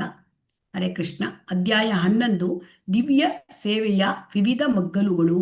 ಹರೇ ಕೃಷ್ಣ. ಇದನ್ನು ಯಾರಾದ್ರೂ ಓದ್ತೀನಿ ಮಾತಾಜಿ. ನಾನು ಓದಿ. ದಾಸ್ಯ. ಕರ್ಮಿಗಳ ಫಲಾಪೇಕ್ಷೆಯಿಂದ ಕರ್ಮ ಮಾಡುವ ಜನರ ದೃಷ್ಟಿಯಲ್ಲಿ ಕರ್ಮ ಫಲಗಳನ್ನು ಭಗವಂತನಿಗೆ ಅರ್ಪಿಸುವುದು ದಾಸ್ಯ ಎನಿಸಿಕೊಳ್ಳುತ್ತದೆ. ಯಾವುದೋ ಒಂದು ಬಗೆಯಲ್ಲಿ ಪ್ರಭು ಸೇವೆ ಮಾಡುತ್ತಿರುವುದೇ ದಾಸ್ಯವೆಂದು ರೂಪ ಗೋಸ್ವಾಮಿಯವರಂತಹ ವೈಷ್ಣವ ಆಚಾರ್ಯರು ಅಭಿಪ್ರಾಯ ಪಡುತ್ತಾರೆ. ಧರ್ಮಾಚರಣೆಯ ವಿಧಿಗಳಲ್ಲಿ ನಿರತರಾದ ಜನ 4 ಸಾಮಾಜಿಕ ವರ್ಣಗಳಿಗೆ ಸೇರಿದವರು ಮತ್ತು ಆಧ್ಯಾತ್ಮಿಕ ಜೀವನದ 4 ಆಶ್ರಮಗಳಿಗೆ ಸೇರಿದ ಜನ, ಇವರನ್ನು ಭಕ್ತರೆಂದು ಪರಿಗಣಿಸಲಾಗುತ್ತದೆಂದು ಸ್ಕಾಂದ ಪುರಾಣದಲ್ಲಿ ಹೇಳಿದೆ. ಆದರೆ ಭಕ್ತರು ಪ್ರತ್ಯಕ್ಷವಾಗಿ ಪ್ರಭು ಸೇವೆಯಲ್ಲಿ ನಿರತರಾಗಿರುವಾಗ ಅವರು ನಿಜವಾಗಿಯೂ ಭಾಗವತರು ಅಥವಾ ಶುದ್ಧ ಭಕ್ತರಾಗಿರಬೇಕು. ಕಾಮ್ಯ ಕರ್ಮಗಳಲ್ಲಿ ಅಥವಾ 4 ವರ್ಣಗಳು ಮತ್ತು ಆಶ್ರಮಗಳು ವಿಧಿಸುವ ಕಾರ್ಯಗಳಲ್ಲಿ ಮಗ್ನರಾದ ಜನ ದಿಟದಲ್ಲಿ ಶುದ್ಧ ಭಕ್ತರಲ್ಲ. ಆದರೂ ಅವರು ಫಲಗಳನ್ನು ಪ್ರಭುವಿಗೆ ಅರ್ಪಿಸುವ ಕಾರಣ ಅವರನ್ನು ಭಕ್ತರೆಂದು ಪರಿಗಣಿಸಲಾಗುತ್ತದೆ. ಅಂತಹ ಯಾವುದೇ ಅಪೇಕ್ಷೆಗಳನ್ನಿಟ್ಟುಕೊಳ್ಳದೆ ದೈವ ಪ್ರೇಮಾಧಾರಿತ ಸ್ವಯಂ ಪ್ರೇರಣೆ ಸೇವೆ ಮಾಡುವವನನ್ನು ಶುದ್ಧ ಭಕ್ತನೆಂದು ಪರಿಗಣಿಸಬೇಕು. ಐಹಿಕ ಜಗತ್ತಿನ ಸಂಪರ್ಕಕ್ಕೆ ಬಂದಿರುವ ಬದ್ಧ ಜೀವಿಗಳಿಗೆ ಸ್ವಲ್ಪ ಹೆಚ್ಚು ಕಡಿಮೆ ಐಹಿಕ ಪ್ರಕೃತಿಯ ಮೇಲೆ ಒಡೆತನ ಸಾಧಿಸುವ ಅಪೇಕ್ಷೆ ಇದೆ. ಬದ್ಧ ಜೀವಿಯು ಇಂದ್ರಿಯ ತುಷ್ಟಿಯನ್ನು ಅರಸುವ ಬಯಕೆಯಿಂದ ಐಹಿಕ ಜಗತ್ತಿನಲ್ಲಿ ಬಾಳುತ್ತಾ ನಡೆಯಬಹುದು, ಹಾಗೆಯೇ ಆಧ್ಯಾತ್ಮಿಕತೆಯಲ್ಲೂ ಹೊರಳಬಹುದು ಎಂಬ ಹಾಗೆ ವರ್ಣ ಹಾಗೂ ಆಶ್ರಮಗಳು ವಿಧಿಸುವ ಕಾರ್ಯಗಳನ್ನು ಯೋಜಿಸಲಾಗಿದೆ. ಕೃಷ್ಣ ಪ್ರಜ್ಞಾ ಭಾವದಲ್ಲಿ ಮಾಡುವ ಭಕ್ತಿ ಸೇವೆಗೆ ಸೇರಿದ ಅನೇಕ ಕಾರ್ಯಗಳು ವರ್ಣ ಮತ್ತು ಆಶ್ರಮಗಳ ವ್ಯವಸ್ಥೆಯಲ್ಲಿ ಸೇರಿವೆ.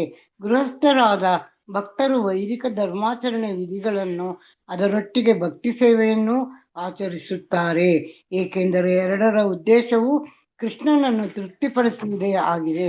ಗೃಹಸ್ಥರಾದ ಭಕ್ತರು ವೈದಿಕ ಯಜ್ಞಾದಿ ಕಾರ್ಯಗಳನ್ನು ಮಾಡಿದಾಗ ಅವನ್ನು ಅವರು ಕೃಷ್ಣನ ತೃಪ್ತಾರ್ಥವಾಗಿಯೇ ಮಾಡುತ್ತಾರೆ. ಈ ಮೊದಲು ಚರ್ಚಿಸಲಾಗಿರುವಂತೆ ದೇವೋತ್ತಮ ಪರಮಪುರುಷನ ತೃಪ್ತಾರ್ಥವಾಗಿ ಮಾಡುವ ಯಾವುದೇ ಕಾರ್ಯವನ್ನು ಭಕ್ತಿ ಸೇವೆಯನ್ನು ಪರಿಗಣಿಸಲಾಗಿದೆ. ಧನ್ಯವಾದಗಳು ಮಾತಾಜಿ. ಹರೇ ಕೃಷ್ಣ. ಹರೇ ಕೃಷ್ಣ. ಶ್ರೀಲ ಪ್ರಭುಪಾದ ಕಿ ಜೈ.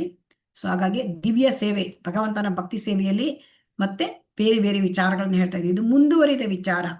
ಸೊ ಇಲ್ಲಿ ಈ ಅಧ್ಯಾಯದಲ್ಲಿ ದಾಸ್ಯಂ, ಸಖ್ಯಂ, ಆತ್ಮನಿವೇದನಂ ಈ 3ಗಳನ್ನ ವಿಚಾರ ಇಲ್ಲಿ ಬರ್ತದೆ. ಮತ್ತು ಇಲ್ಲಿ ಇದು ನವವಿಧ ಭಕ್ತಿಯಲ್ಲಿ ಕೊನೆಯ 3 ಐಟಮ್ಸ್. ಸೊ ಶ್ರವಣಂ, ಕೀರ್ತನಂ, ವಿಷ್ಣೋಹ ಸ್ಮರಣಂ, ಅರ್ಚನಂ, ಶ್ರವಣಂ, ಕೀರ್ತನಂ, ವಿಷ್ಣೋಹ ಸ್ಮರಣಂ, ಪಾದ ಸೇವನಂ, ಅರ್ಚನಂ, ವಂದನಂ, ದಾಸ್ಯಂ, ಸಖ್ಯಂ, ಆತ್ಮನಿವೇದನಂ. ಸೊ ಇಲ್ಲಿ ದಾಸ್ಯ, ಸಖ್ಯ, ಆತ್ಮನಿವೇದನ ಇದು ಕೊನೆಯದು. ಕೊನೆಯ 3 ಐಟಮ್ಸ್ ಅಂದ್ರೆ ಇದು ತುಂಬಾ ಮುಂದುವರಿದ ಭಕ್ತರು ಇದರಲ್ಲಿ ಬರ್ತಾರೆ. ಸೊ ಹಾಗಾಗಿ ಈ ದಾಸ್ಯಾಸಕ್ಯ ಆತ್ಮನಿವೇದನ ಹೋಗ್ಬೇಕಾದ್ರೆ ನಾವು ಮೊದಲು ಶ್ರವಣ ಕೀರ್ತನ ಸ್ಮರಣದಲ್ಲಿ ನಾವು ಪರ್ಫೆಕ್ಟ್ ಆಗಬೇಕು ಅಲ್ವಾ? ಹರೇ ಕೃಷ್ಣ. ಅದನ್ನು ಹಿಂದಿನ ಅಧ್ಯಾಯದಲ್ಲಿ ಹೇಳ್ತಾರೆ. ಸೊ ಇದೊಂದು ಈ ದಾಸ್ಯಾಸಕ್ಯ ಆತ್ಮನಿವೇದನ, ಈ 3 ಐಟಮ್ಸ್ ಇದು ಭಕ್ತಿಯ ಅಂಗಗಳೇ, ಅದು ಮುಂದುವರಿದ ಅಂಗಗಳು. ಇದರ ಜೊತೆಗೆ ಈ ಅಧ್ಯಾಯದಲ್ಲಿ ಕೂಡ ಸ್ವಲ್ಪ ವಿಚಾರವಾಗಿ ಇಲ್ಲಿ ರೂಪ ಗೋಸ್ವಾಮಿಯವರು ಅದನ್ನು ಚರ್ಚಿಸುತ್ತಾರೆ. ಶ್ರೀಲ ಪ್ರಭುಪಾದರು ನಮಗೆ ಅದರ ವಿವರಣೆಯನ್ನು ಕೊಟ್ಟಿದ್ದಾರೆ. ಇಲ್ಲಿ ದಾಸ್ಯ, ಈ ದಾಸ್ಯ ಅಂದ್ರೆ ಏನು? ಹರೇ ಕೃಷ್ಣ. ದಾಸ್ಯ ಅಂದ್ರೆ ಏನು? ಹರೇ ಕೃಷ್ಣ. ದೇವರ ಸೇವೆಯನ್ನು ಮಾಡೋದು ಅಂತ ಸೇವೆ ಮಾಡುವುದು. ಇಲ್ಲಿ ದಾಸ್ಯದಲ್ಲಿ 2 ರೀತಿ ಹೇಳ್ತಾರೆ. ಇಲ್ಲಿ ಕರ್ಮಿಗಳು ದಾಸ್ಯ ಅಂದ್ರೆ ಏನು ತಿಳ್ಕೊಳ್ತಾರೆ, ಮತ್ತು ನಿಜವಾಗಿ ದಾಸ್ಯ ಅಂದ್ರೆ ಏನು ಅಂತ ರೂಪ ಗೋಸ್ವಾಮಿ ಅವರು ಇದಕ್ಕೆ ವ್ಯಾಖ್ಯಾನ ಕೊಡ್ತಾರೆ. ಕರ್ಮಿಗಳ ದೃಷ್ಟಿಯಲ್ಲಿ ಕರ್ಮಿಗಳು ಏನ್ ಮಾಡ್ತಾರೆ, ಅದನ್ನ ಕರ್ಮ ಫಲವನ್ನು ಅರ್ಪಿಸುವುದೇ ದಾಸ್ಯ ಅಂತ ತಿಳ್ಕೊಳ್ತಾರೆ. ಅಂದ್ರೆ ಕರ್ಮ, ಈ ಒಂದು ಭೌತಿಕ ಇದರಲ್ಲಿ ತೊಡಗಿರ್ತಾರೆ ಕರ್ಮದಲ್ಲಿ, ಅದರಲ್ಲಿ ಬಂದಿರತಕ್ಕಂಥ ಲಕ್ಷ್ಮಿಯನ್ನ ಸೇವೆಯಲ್ಲಿ, ಭಗವಂತನ ಸೇವೆಯಲ್ಲಿ ತೊಡಗಿಸೋದು, ಅದು ದಾಸ್ಯ ಅಂತ ತಿಳ್ಕೊಳ್ತಾರೆ ಅಲ್ವಾ? ಹರೇ ಕೃಷ್ಣ. ಹರೇ ಕೃಷ್ಣ. ಭಗವಂತನಿಗೆ ಅಲ್ಲಿ ಸ್ವಲ್ಪ ಲಕ್ಷ್ಮಿ ಸೇವೆ ಮಾಡೋದು ದಾಸ್ಯ ಅಂತ ತಿಳ್ಕೊಳ್ತಾರೆ. ಹರೇ ಕೃಷ್ಣ. ಕೇಳ್ತಾ ಇದೆಯಾ? ಕೇಳ್ತಾ ಇದೆ. ಆದರೆ ಇಲ್ಲಿ ರೂಪ ಗೋಸ್ವಾಮಿ ಅವರು ಏನ್ ಹೇಳ್ತಾರೆ ಅಂದ್ರೆ, ವೈಷ್ಣವ ಆಚಾರ್ಯರು ಗೋಸ್ವಾಮಿಗಳವರು ಅವರೇನ್ ಹೇಳ್ತಾರೆ, ನಿಜವಾಗಿ ದಾಸ್ಯ ಅಂತಂದ್ರೆ ಯಾವುದಾದರೂ ಒಂದು ಬಗೆಯಲ್ಲಿ ಭಗವಂತನ ಸೇವೆ ಮಾಡುವುದು, ಭಗವಂತನನ್ನ ಪ್ರಾಕ್ಟಿಕಲ್ ಆಗಿ ಸೇವೆ ಮಾಡೋದು, ಅದು ದಾಸ್ಯ. ಸೊ ಇಲ್ಲಿ 2 ವಿಚಾರಗಳನ್ನ ಹೇಳ್ತಾರೆ. ಒಂದು ಕರ್ಮಾರ್ಪಣೆ, ಎರಡನೇದು ಕೈಂಕರ್ಯ. ಈ ಕರ್ಮಾರ್ಪಣೆ ಅಂದ್ರೇನು, ಕೈಂಕರ್ಯ ಅಂದ್ರೇನು ಅಂತ ನೋಡೋಣ. ಇಲ್ಲಿ ಧರ್ಮಾಚರಣೆ ಅಂದ್ರೆ ಈಗ ವರ್ಣಾಶ್ರಮ ಧರ್ಮದಲ್ಲಿ ನಿರತರಾಗಿರಬೇಕು. ಅಂದ್ರೆ ಅವರವರ ಗುಣಕರ್ಮದ ಪ್ರಕಾರ ಆ ವರ್ಣಾಶ್ರಮ ಧರ್ಮ, ಅವನು ವರ್ಣಾಶ್ರಮದಲ್ಲಿ ಅವನು ಬ್ರಾಹ್ಮಣ, ಕ್ಷತ್ರಿಯ, ವೈಶ್ಯ, ಶೂದ್ರ ಅಥವಾ ಬ್ರಹ್ಮಚಾರಿ, ಗೃಹಸ್ಥ, ವಾನಪ್ರಸ್ಥ ಮತ್ತೆ ಸನ್ಯಾಸಿ, ಇವೆಲ್ಲ ವರ್ಣಾಶ್ರಮ ಧರ್ಮ. ಸೊ ಆ ವರ್ಣಾಶ್ರಮ ಧರ್ಮದಲ್ಲಿ ಕರ್ಮಫಲ ಮುಖ್ಯವಾಗಿ ವರ್ಣ, ಈ ವರ್ಣದಲ್ಲಿ 4 ವರ್ಣಗಳು. ಆ ವರ್ಣಗಳಲ್ಲಿ ಬ್ರಾಹ್ಮಣನಾಗಿ ಕೆಲಸ, ಕ್ಷತ್ರಿಯನಾಗಿ ಕೆಲಸ, ಅಥವಾ ವೈಶ್ಯನಾಗಿ ಕೆಲಸ, ಮತ್ತೆ ಶೂದ್ರನಾಗಿ ಕೆಲಸ. ಬ್ರಾಹ್ಮಣರಾದವರು ಅವರು ಅದರಲ್ಲಿ ತೊಡಗಿರ್ತಾರೆ. ಏನಂತಂದ್ರೆ ಯಜನ್ ಯಾಜನ್ ಪಠನ್ ಪಾಠನ್, ಅವರಲ್ಲಿ ಹಣಾರ್ಜನೆ ಮುಖ್ಯವಾಗಿರೋದಿಲ್ಲ. ಆದರೆ ಉಳಿದ ಕ್ಷತ್ರಿಯ, ವೈಶ್ಯ, ಶೂದ್ರ ಇವರಲ್ಲಿ ಹಣದ ಅರ್ಜನೆ ಮುಖ್ಯವಾಗಿ ವೈಶ್ಯ ಮತ್ತು ಕ್ಷತ್ರಿಯರಲ್ಲಿ ಇರ್ತದೆ, ಹಣದು. ಆ ಶೂದ್ರ ತನ್ನ ಒಂದು ಇದನ್ನು ಮಾಡ್ತಾನೆ, ಸೇವೆ. ಆದರೆ ಇಲ್ಲಿ ಏನು ಅಂತಂದ್ರೆ, ಯಾರು ಈ ವರ್ಣದಲ್ಲಿ ವರ್ಣಾಶ್ರಮ ಧರ್ಮದಲ್ಲಿ ಇದ್ಕೊಂಡು ಅಲ್ಲಿ ವರ್ಣಗಳ ಪ್ರಕಾರ ಯಾರು ಕೆಲಸ ಮಾಡಿ ಅದರಲ್ಲಿ ಇರ್ತಕ್ಕಂಥ ಕರ್ಮ ಫಲವನ್ನು ಅರ್ಪಿಸಿದರೆ ಅವರು ಭಕ್ತರು, ಅಂದರೆ ಶುದ್ಧ ಭಕ್ತರಲ್ಲ ಅವರು, ಆದರೆ ಅವರನ್ನ ಭಕ್ತರೆಂದು ಪರಿಗಣಿಸಲಾಗುತ್ತದೆ. ಅಂದ್ರೆ ಅವರು ಭಗವಂತ ಅವರನ್ನು ಭಕ್ತ ಅಂತ ಪರಿಗಣಿಸ್ತಾನೆ, ಆದರೆ ಅವರು ಶುದ್ಧ ಭಕ್ತ ಅಲ್ಲ. ಶುದ್ಧ ಭಕ್ತ ಆಗ್ಬೇಕು ಅಂತಂದ್ರೆ ಭಗವಂತನ ಭಕ್ತಿ ಸೇವೆಯಲ್ಲಿ ತನ್ನನ್ನೇ ತೊಡಗಿಸ್ಕೊಂಡಿರಬೇಕು. ಸೊ ಹಾಗಾಗಿ ಯಾರು ಈ 4 ಆಶ್ರಮಗಳಿರ್ತಾರೆ ಅವರನ್ನ ಆ ಆಶ್ರಮದಲ್ಲಿ ಇದ್ದು ಅವರು 4 ವರ್ಣಗಳಿಗೆ ಸೇರಿರ್ತಾರೆ, ಅವರು ಭಕ್ತರನ್ನು ಭಗವಂತ ಪರಿಗಣಿಸ್ತಾನೆ. ಅಂದರೆ ಭಕ್ತ ಪ್ರಾಯ ಅಂತ ಹೇಳ್ತಾರೆ. ಅಂದ್ರೆ ಪ್ರತ್ಯಕ್ಷವಾಗಿ ಅವರಿನ್ನೂ ಭಗವಂತನ ಭಕ್ತಿ ಸೇವೆಯಲ್ಲಿ ನಿರತರಾಗಿಲ್ಲ. ಆದರೆ ಯಾರು ಪ್ರತ್ಯಕ್ಷವಾಗಿ ತಮ್ಮನ್ನು ಭಗವಂತನ ಭಕ್ತಿ ಸೇವೆಯಲ್ಲಿ ತೊಡಗಿರ್ತಾರೆ ಅವರು ಶುದ್ಧ ಭಕ್ತರಾಗಲಿಕ್ಕೆ ಸಾಧ್ಯ, ಅವರು ಭಕ್ತ ಭಾಗವತ ಆಗ್ಲಿಕ್ಕೆ ಸಾಧ್ಯ. ಹರೇ ಕೃಷ್ಣ. ಇದು ಅರ್ಥ ಆಯ್ತಾ? ಹರೇ ಕೃಷ್ಣ. ಆಯ್ತು ಮಾತಾಜಿ. ಏನ್ ಅರ್ಥ ಆಯ್ತು ಹೇಳಿ? ಹರೇ ಕೃಷ್ಣ. ದಾಸೆ ಅಂದ್ರೆ ಯಾವತ್ತು ಯಾವಾಗ್ಲೂ ಭಗವಂತನ ಅಲ್ಲ, ಬಗ್ಗೆ ನಾನು ಹೇಳ್ತಾ ಇರೋದು ಇಲ್ಲಿ ವರ್ಣಾಶ್ರಮಕ್ಕೆ ಸೇರಿದವರು ಮತ್ತೆ ಶುದ್ಧ ಭಕ್ತರ ವ್ಯತ್ಯಾಸ ಅರ್ಥ ಆಯ್ತಾ? ಹರೇ ಕೃಷ್ಣ. ಹರೇ ಕೃಷ್ಣ. ವರ್ಣಾಶ್ರಮಕ್ಕೆ ಸೇರಿ ಅವರು ಕರ್ಮ ಫಲವನ್ನು ಕೊಟ್ರೆ ಅವರು ಶುದ್ಧ ಭಕ್ತರಲ್ಲ, ಅವರನ್ನು ಭಕ್ತ ಅಂತ ಪರಿಗಣಿಸ್ತಾನೆ ಭಗವಂತ. ಆದರೆ ಶುದ್ಧ ಭಕ್ತರಾಗಿರ್ಬೇಕು ಅಂದ್ರೆ ಭಗವಂತನ ಭಕ್ತಿ ಸೇವೆಯಲ್ಲಿ ಸ್ವತಃ ತೊಡಗಿರ್ಬೇಕು. ಹರೇ ಕೃಷ್ಣ. ಹರೇ ಕೃಷ್ಣ. ಇದು ಈ ಭಕ್ತಿ ಸೇವೆಯಲ್ಲಿ ತೊಡಗುವುದು ಅದು ಸ್ವಯಂ ಪ್ರೇರಿತ, ದೈವ ಪ್ರೇಮಾಧಾರಿತ. ಅದು ಶುದ್ಧ ಭಕ್ತ. ಶುದ್ಧ ಭಕ್ತ ಏನ್ ಮಾಡ್ತಾನೆ, ಅವನಿಗೆ ಯಾವುದೇ ಅಪೇಕ್ಷೆ ಇರುವುದಿಲ್ಲ. ಆ ಯಾವುದೇ ಅಪೇಕ್ಷೆ ಇಲ್ಲದೆ ಅವನು ಭಗವಂತನ ಮೇಲೆ ಪ್ರೇಮದಿಂದ ಸೇವೆ ಮಾಡ್ತಾನೆ. ಅದಕ್ಕೆ ಶುದ್ಧ ಭಕ್ತ ಅಂತ ಹೇಳ್ತಾರೆ. ಅನ್ಯಾಭಿಲಾಷಿತ ಶೂನ್ಯ ಜ್ಞಾನ ಕರ್ಮಾದಿ ಅನಾವೃತಂ ಆನುಕೂಲ್ಯನ ಕೃಷ್ಣಾನುಶೀಲಂ ಉತ್ತಮ ಭಕ್ತಿ. ಅದನ್ನೇ ಮತ್ತೆ ಹೇಳ್ತಾನೆ, ಸವೈ ಪುಂಸ ಪರೋ ಧರ್ಮ ಯಥಾ ಭಕ್ತಿರದೋಕ್ಷಜ ಅಹೈತುಕೆ ಅಪ್ರತಿಹತಿ ಯಯಾತ್ಮ ಸುಪ್ರಸೀದತಿ. ಅಂದ್ರೆ ಇಲ್ಲಿ ಯಾರು ಶುದ್ಧ ಭಕ್ತ ಅಂದ್ರೆ ಯಾರಿಗೆ ಯಾವುದೇ ಒಂದು ಆ ಭಕ್ತಿ ಸೇವೆ ಮಾಡೋದ್ರಲ್ಲಿ ಕಾರಣ ಇರೋದಿಲ್ಲ. ಭಗವಂತನ ಮೇಲೆ ಪ್ರೀತಿಯಿಂದ ಪ್ರೇಮದಿಂದ ಸ್ವಯಂ ಪ್ರೇರಿತವಾಗಿ ಕೆಲಸ ಮಾಡ, ಅವನು ಶುದ್ಧ ಭಕ್ತ. ಆದರೆ ಭಕ್ತಿ ಇಲ್ಲಿ ವರ್ಣಾಶ್ರಮದಲ್ಲಿ ಇದ್ಕೊಂಡು ತನ್ನ ಕರ್ಮವನ್ನು ಅರ್ಪಿಸ್ತಾನೆ, ಅವನು ಶುದ್ಧ ಭಕ್ತ ಅಂತ ಅಲ್ಲ. ಅವನನ್ನು ಭಕ್ತಿಗೆ ಬಂದಿದ್ದಾನೆ ಭಕ್ತ ಅಂತ, ಸಾಧಾರಣ ಭಕ್ತ ಅಂತ ಪರಿಗಣನೆ ಮಾಡಲಾಗುತ್ತೆ. ಇದು ಅದಕ್ಕಾಗಿ ಇಲ್ಲಿ ನಾವು ಉದಾಹರಣೆ ನೋಡ್ಬೋದು. ಈಗ ಶುದ್ಧ ಭಕ್ತರು ಅಂತಂದ್ರೆ ಶ್ರೀಲ ಪ್ರಭುಪಾದರು ಅಲ್ವಾ, ಹರೇ ಕೃಷ್ಣ ಅಂತವರು ಶುದ್ಧ ಭಕ್ತರು ಅಲ್ವಾ. ಹರೇ ಕೃಷ್ಣ. ಹೇಳ್ತಾ ಇದ್ಯಾ? ಸೊ ಹಾಗಾಗಿ ಇಲ್ಲಿ ಶುದ್ಧ ಭಕ್ತರು ಏನ್ ಮಾಡ್ತಾರೆ, ತಮ್ಮನ್ನೇ ತಾವು ಭಗವಂತನ ಸೇವೆಗೆ ಅರ್ಪಿಸಿಕೊಳ್ತಾರೆ.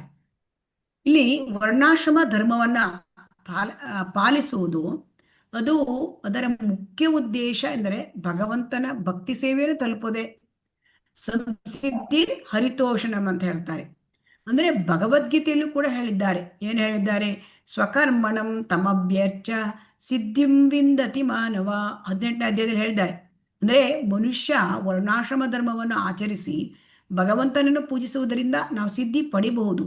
ಆ ವರ್ಣಾಶ್ರಮ ಧರ್ಮ ಅಂತಂದ್ರೆ ಅದನ್ನು ಆಚರಿಸುವುದು ಅಂತಂದ್ರೆ ಅದರ ಉದ್ದೇಶ ಭಕ್ತಿ ಸೇವೆಗೆ ಬರುವುದೇ ಉದ್ದೇಶ. ಆದರೆ ವರ್ಣಾಶ್ರಮ ಧರ್ಮ ಹೇಳ್ತಕ್ಕಂಥದ್ದು ಆ ಭಕ್ತಿ ಸೇವೆಗಿಂತ ಕೆಳಗಿನ ಹಂತ. ಸೊ ಹಾಗಾಗಿ ಈಗ ಗೃಹಸ್ಥರಾದ ಭಕ್ತರು ಏನ್ ಮಾಡ್ತಾರೆ, ಅವರು ವೈದಿಕ ಧರ್ಮಾಚರಣೆಗಳು ಮಾಡ್ತಾರೆ ಅಲ್ವಾ. ಹರೇ ಕೃಷ್ಣ. ಹೌದು ಮಾತಾಜಿ. ಹರೇ ಕೃಷ್ಣ. ವೈದಿಕ ಧರ್ಮಾಚರಣೆಗಳನ್ನು ಮಾಡಿದರೂ ಕೂಡ ಅದು ಭಕ್ತಿ ಸೇವೆಯನ್ನ ಅವರು ಮಾಡ್ತಾರೆ. ಆದರೆ ಅವರು ಒಂದು ಕಂಪ್ಲೀಟ್ ತಮ್ಮನ್ನು ತೊಡಗಿಸ್ಕೊಂಡಿರೋದಿಲ್ಲ ಅಲ್ವಾ. ಹರೇ ಕೃಷ್ಣ. ಅವರು ಆಗಾಗ್ಗೆ ವೈದಿಕ ಧರ್ಮಾಚರಣೆಯನ್ನು ಮಾಡ್ತಾರೆ. ಆದರೆ ಉದ್ದೇಶ ಭಗವಂತನನ್ನು ತೃಪ್ತಿಪಡಿಸೋದೇ. ಆದರೆ ಅದು ಶುದ್ಧ ಭಕ್ತಿ ಅಲ್ಲ. ಯಾಕೆ ಅಂತಂದ್ರೆ ಹೆಚ್ಚಿನ ಸಮಯ ಅದು ಕರ್ಮವೇ ಆಗಿರುತ್ತದೆ. ಸೊ ಹಾಗಾಗಿ ಇಲ್ಲಿ ಕರ್ಮಾರ್ಪಣಂ ಅಂತಂದ್ರೆ ಇಲ್ಲಿ ಏನ್ ಹೇಳ್ತಾರೆ, ಇದು ಅಷ್ಟೊಂದು ಅಂದರೆ ಶುದ್ಧ ಭಕ್ತಿ ಹೇಗೆ ಆಗುವುದಿಲ್ಲ. ಅದಕ್ಕೆ ಒಂದು ಇವರು ಹೇಳ್ತಾರೆ, ಶ್ರೀ ಚೈತನ್ಯ ಮಹಾಪ್ರಭುಗಳು ಹೇಳ್ತಾರೆ. ಅಂದ್ರೆ ಚೈತನ್ಯ ಮಹಾಪ್ರಭುಗಳು ರಾಮಾನಂದ ರಾಯರ ಮಧ್ಯದಲ್ಲಿ ಏನಾಗಿರುತ್ತೆ, ಒಮ್ಮೆ ಸಂಭಾಷಣೆ ನಡೆದಿರುತ್ತೆ. ಅದರಲ್ಲಿ ಅವರ ಒಂದು ಸಂಭಾಷಣೆಯಲ್ಲಿ ಏನಾಗುತ್ತೆ, ನಮ್ಮ ರಾಮಾನಂದ ರಾಯರು ಏನ್ ಹೇಳ್ತಾರೆ, ವರ್ಣಾಶ್ರಮ ಆಚರತ ಪುರುಷೇನ ಪುಮಾನ್ ವಿಷ್ಣುರ್ ಆರಾಧ್ಯತೆ ಅಂತ ಹೇಳ್ತಾರೆ. ನಾಣ್ಯತ್ ತತ್ವೋಷಣ ಕಾರಣಂ. ವರ್ಣಾಶ್ರಮದ ಉದ್ದೇಶ ಏನು ಅಂತಂದ್ರೆ ವಿಷ್ಣುವಿನ ಒಂದು ಆರಾಧನೆ. ಅದು ಆ ಹಂತಕ್ಕೆ ಬರಬೇಕು ವರ್ಣಾಶ್ರಮದಲ್ಲಿ. ಆದರೆ ಇದು ಬಾಹ್ಯ, ಅಂದ್ರೆ ಇದು ಉನ್ನತ ಮಟ್ಟದಲ್ಲ, ಮುಂದಿನದು ಹೇಳುವಂತ ಚೈತನ್ಯ ಮಹಾಪ್ರಭುಗಳು ಹೇಳ್ತಾರೆ. ಅಂದ್ರೆ ಇದು ಶುದ್ಧ ಭಕ್ತಿ ಸೇವೆ ಅಲ್ಲ, ನಿಜವಾದ ಭಕ್ತಿ ಸೇವೆ ಅಲ್ಲ. ಅಂದ್ರೆ ಕರ್ಮವನ್ನು ಮಾಡ್ತಾನೆ ವರ್ಣಾಶ್ರಮ ಧರ್ಮದ ಪ್ರಕಾರ, ಅದನ್ನು ಕೃಷ್ಣನಿಗೆ ಕೊಡ್ತಾನೆ. ಅಂದ್ರೆ ಕೃಷ್ಣನ ಬಗ್ಗೆ ಸ್ವಲ್ಪ ಫೀಲಿಂಗ್ಸ್ ಇದೆ ಅಂತ ಶ್ರೀಲ ಪ್ರಭುಪಾದರು ಹೇಳ್ತಾರೆ. ಅಂದ್ರೆ ಕರ್ಮ ಫಲವನ್ನು ಅರ್ಪಿಸುವುದು ಅದು ಒಂದು ಭಕ್ತಿಯ ಒಂದು ಭಾಗ ಅಷ್ಟೇ. ಅದು ಅದೇ ಭಕ್ತಿ ಅಲ್ಲ, ಅದೇ ಭಕ್ತಿ ಸೇವೆ ಅಲ್ಲ. ಭಕ್ತಿಗೆ ಬರಲಿಕ್ಕೆ ಅನುಕೂಲ ಆಗತ್ತೆ. ಈ ವರ್ಣಾಶ್ರಮ ಧರ್ಮವನ್ನ ಅನುಸರಿಸಿ ನಾವು ನಿಧಾನವಾಗಿ ಪ್ರೋಗ್ರೆಸ್ಗೆ ಬರುವುದು, ಇದು ಮೆಟ್ಟಿಲು ಮಾರ್ಗ. ಆದ್ರೆ ಕೃಷ್ಣ ಪ್ರಜ್ಞೆ ಏನು? ಹರೇ ಕೃಷ್ಣ. ಕೃಷ್ಣ ಪ್ರಜ್ಞೆ ಏನು? ಹರೇ ಕೃಷ್ಣ. ಕೃಷ್ಣ ಪ್ರಜ್ಞೆ ಏನು? ಹರೇ ಕೃಷ್ಣ. ಅದು ನೇರ ಮಾರ್ಗ. ಹರೇ ಕೃಷ್ಣ. ಇದು ಅರ್ಥ ಆಯ್ತಾ? ಹರೇ ಕೃಷ್ಣ. ವರ್ಣಾಶ್ರಮ ಧರ್ಮವನ್ನು ಆಚರಿಸುವುದು ಮತ್ತೆ ಕೃಷ್ಣ ಪ್ರಜ್ಞೆ, ಇದರಲ್ಲಿ ವ್ಯತ್ಯಾಸ ಏನಂತ ಗೊತ್ತಾಯ್ತಾ? ಹರೇ ಕೃಷ್ಣ. ಹರೇ ಕೃಷ್ಣ. ಕೇಳ್ತಾ ಉಂಟಾ? ಹೇಳ್ತಾ ಇದೆ ಮಾತಾಜಿ. ವರ್ಣಾಶ್ರಮ ಧರ್ಮ ಭಕ್ತಿಗಿಂತ ಕೆಳಗಿನ ಹಂತ. ಸೊ ಆದ್ದರಿಂದ ವರ್ಣಾಶ್ರಮ ಧರ್ಮವನ್ನು ಆಚರಿಸುವುದು ಅದರ ಉದ್ದೇಶ ಭಕ್ತಿ ಸೇವೆಯನ್ನು ಪಡ್ಕೊಳ್ಳೋದೇ ಆಗಿದೆ, ಭಕ್ತಿಗೆ ಬರೋದೇ ಆಗಿದೆ. ಅದಕ್ಕೆ ಭಗವದ್ಗೀತೆಯಲ್ಲಿ ಏನು ಹೇಳ್ತಾರೆ 12ನೇ ಅಧ್ಯಾಯದಲ್ಲಿ, ಮೊದಲು ಅನನ್ಯ ಭಕ್ತಿಯನ್ನು ಮಾಡಬೇಕು ಅಂತ ಹೇಳ್ತಾರೆ. ಅನನ್ಯ ಭಕ್ತಿ ಸಾಧ್ಯ ಇಲ್ಲ ಅಂದ್ರೆ ಸಾಧನ ಭಕ್ತಿಯನ್ನು ಮಾಡು. ಸಾಧನ ಭಕ್ತಿ ಸಾಧ್ಯ ಇಲ್ಲ ಅಂದ್ರೆ ಕೃಷ್ಣನಿಗಾಗಿ ಕೆಲಸ ಮಾಡು. ಅದು ಸಾಧ್ಯ ಇಲ್ಲ ಅಂದ್ರೆ ಕರ್ಮಫಲ ತ್ಯಾಗ ಮಾಡು. ಸೊ ಈಗ ಕರ್ಮಫಲವನ್ನು ಕೊಡೋದು ಅದು 4ನೆಯ ಒಂದು ಇದಕ್ಕೆ ಹಂತಕ್ಕೆ ಇದೆ. ಸೊ ಹಾಗಾಗಿ ಅದು ಉನ್ನತವಾದ ಭಕ್ತಿ ಸೇವೆ ಅಲ್ಲ. ಸೊ ಹಾಗಾಗಿ ಅದು ಪರಾಭಕ್ತಿ ಅಲ್ಲ, ಅದು ಭಕ್ತಿಗೆ ಅನುಕೂಲಕರ ಅಷ್ಟೇ. ಸೊ ಆದ್ದರಿಂದ ನಮಗೆ ಇದನ್ನು ಹೇಗೆ ಮಾಡೋದು, ನಾವು ವರ್ಣಾಶ್ರಮ ಧರ್ಮದಲ್ಲಿ ಮಾಡ್ತಕ್ಕಂಥ ಕರ್ತವ್ಯಗಳನ್ನು ನಾವು ಹೆಂಗೆ ಮಾಡಬೇಕು ಅಂದರೆ ಆ ಡೌಟೇಲಿ ಮಾಡಬೇಕು, ಭಗವಂತನ ಕಡೆಗೆ ತಿರುಗಿಸಬೇಕು. ಮತ್ತು ನಮ್ಮ ಕರ್ಮಗಳನ್ನು ನಾವು ಕೃಷ್ಣ ಕೇಂದ್ರೀಕೃತವಾಗಿ ಮಾಡಬೇಕು. ಕೆಲವರು ಹೇಳ್ತಾರೆ ಕಾಯಕವೇ ಕೈಲಾಸ, ನೀವು ಕೇಳಿರ್ಬೋದಲ್ವಾ? ಹರೇ ಕೃಷ್ಣ. ಹೌದು ಮಾತಾಜಿ. ಕಾಯಕವೇ ಪೂಜೆ, ವರ್ಕ್ ಈಸ್ ವರ್ಷಿಪ್ ಅಂತ ಹೇಳ್ಬಿಡ್ತಾರೆ. ಆದರೆ ಇದನ್ನ ಭಗವದ್ಗೀತೆಯಲ್ಲಿ ಹೇಳಿಲ್ಲ, ವರ್ಕ್ ಈಸ್ ವರ್ಷಿಪ್ ಅಂತ ಹೇಳಿಲ್ಲ. ನಾವು ಮಾಡುವ ಕೆಲಸವನ್ನು ಹೇಗೆ ಆಧ್ಯಾತ್ಮಿಕೃತಗೊಳಿಸಿಕೊಳ್ಬೇಕು ಅಂತ ಅಲ್ಲಿ ಹೇಳಿದೆ, ಭಗವದ್ಗೀತೆಯಲ್ಲಿ ಹೇಳಿದೆ. ಸೊ ಅದೇ ವರ್ಕ್ ಈಸ್ ವರ್ಷಿಪ್ ಅಂತ ಹೇಳಿಲ್ಲ. ಸೊ ಹಾಗಾಗಿ ಇಲ್ಲಿ ನಾವು ಏನು ಹೇಳಬೇಕು, ಏನು ತಿಳ್ಕೊಳ್ಬೇಕು ಅಂದರೆ, ಈಗ ನಾವು ಪ್ರಸಾದ ನಾವು ಅಡಿಗೆ ಮಾಡ್ತೇವೆ, ಅದನ್ನು ನಾವು ಕೃಷ್ಣ ಪ್ರಜ್ಞಾ ಭಾವದಲ್ಲಿ ಭಗವಂತನಿಗೆ ಪ್ರಸಾದ ಮಾಡ್ತೇವೆ. ಇದನ್ನು ತಿಳ್ಕೊಂಡ್ರೆ ಅದು ಏನು, ಅದು ಭಕ್ತಿ ಅಲ್ವಾ? ಹರೇ ಕೃಷ್ಣ. ಹೌದು. ಹಾಗಾಗಿ ವರ್ಣಾಶ್ರಮದಲ್ಲಿ ಇದ್ಕೊಂಡು ಎಷ್ಟು ಪರ್ಫೆಕ್ಟ್ ಜೀವನ ಮಾಡಿದ್ರೂ ಕೂಡ ಅದು ನಮಗೆ ಭಕ್ತಿಗೆ ಬರದಿದ್ದರೆ ಅದು ಪ್ರಯೋಜನ ಇಲ್ಲ. ಸೊ ಹಾಗಾಗಿ ಭಕ್ತಿಗೆ ಬರುವುದೇ ಮುಖ್ಯವಾದ ಉದ್ದೇಶ. ಅದಕ್ಕೆ ನಾವೇನು ಮಾಡಬೇಕು, ನಾವು ಸಾಧನ ಭಕ್ತಿ ಮಾಡಬೇಕು. ಸಾಧನ ಭಕ್ತಿ ಮಾಡಿ ಅದರಿಂದ ನಾವು ಭಗವಂತನನ್ನ ಸಂಪರ್ಕ ಬೆಳೆಸ್ಕೊಳ್ಬೇಕು. ಯಾಕೆಂದರೆ ನಾವು ಭಗವಂತನನ್ನ ಮರೆತಿದ್ದೇವೆ.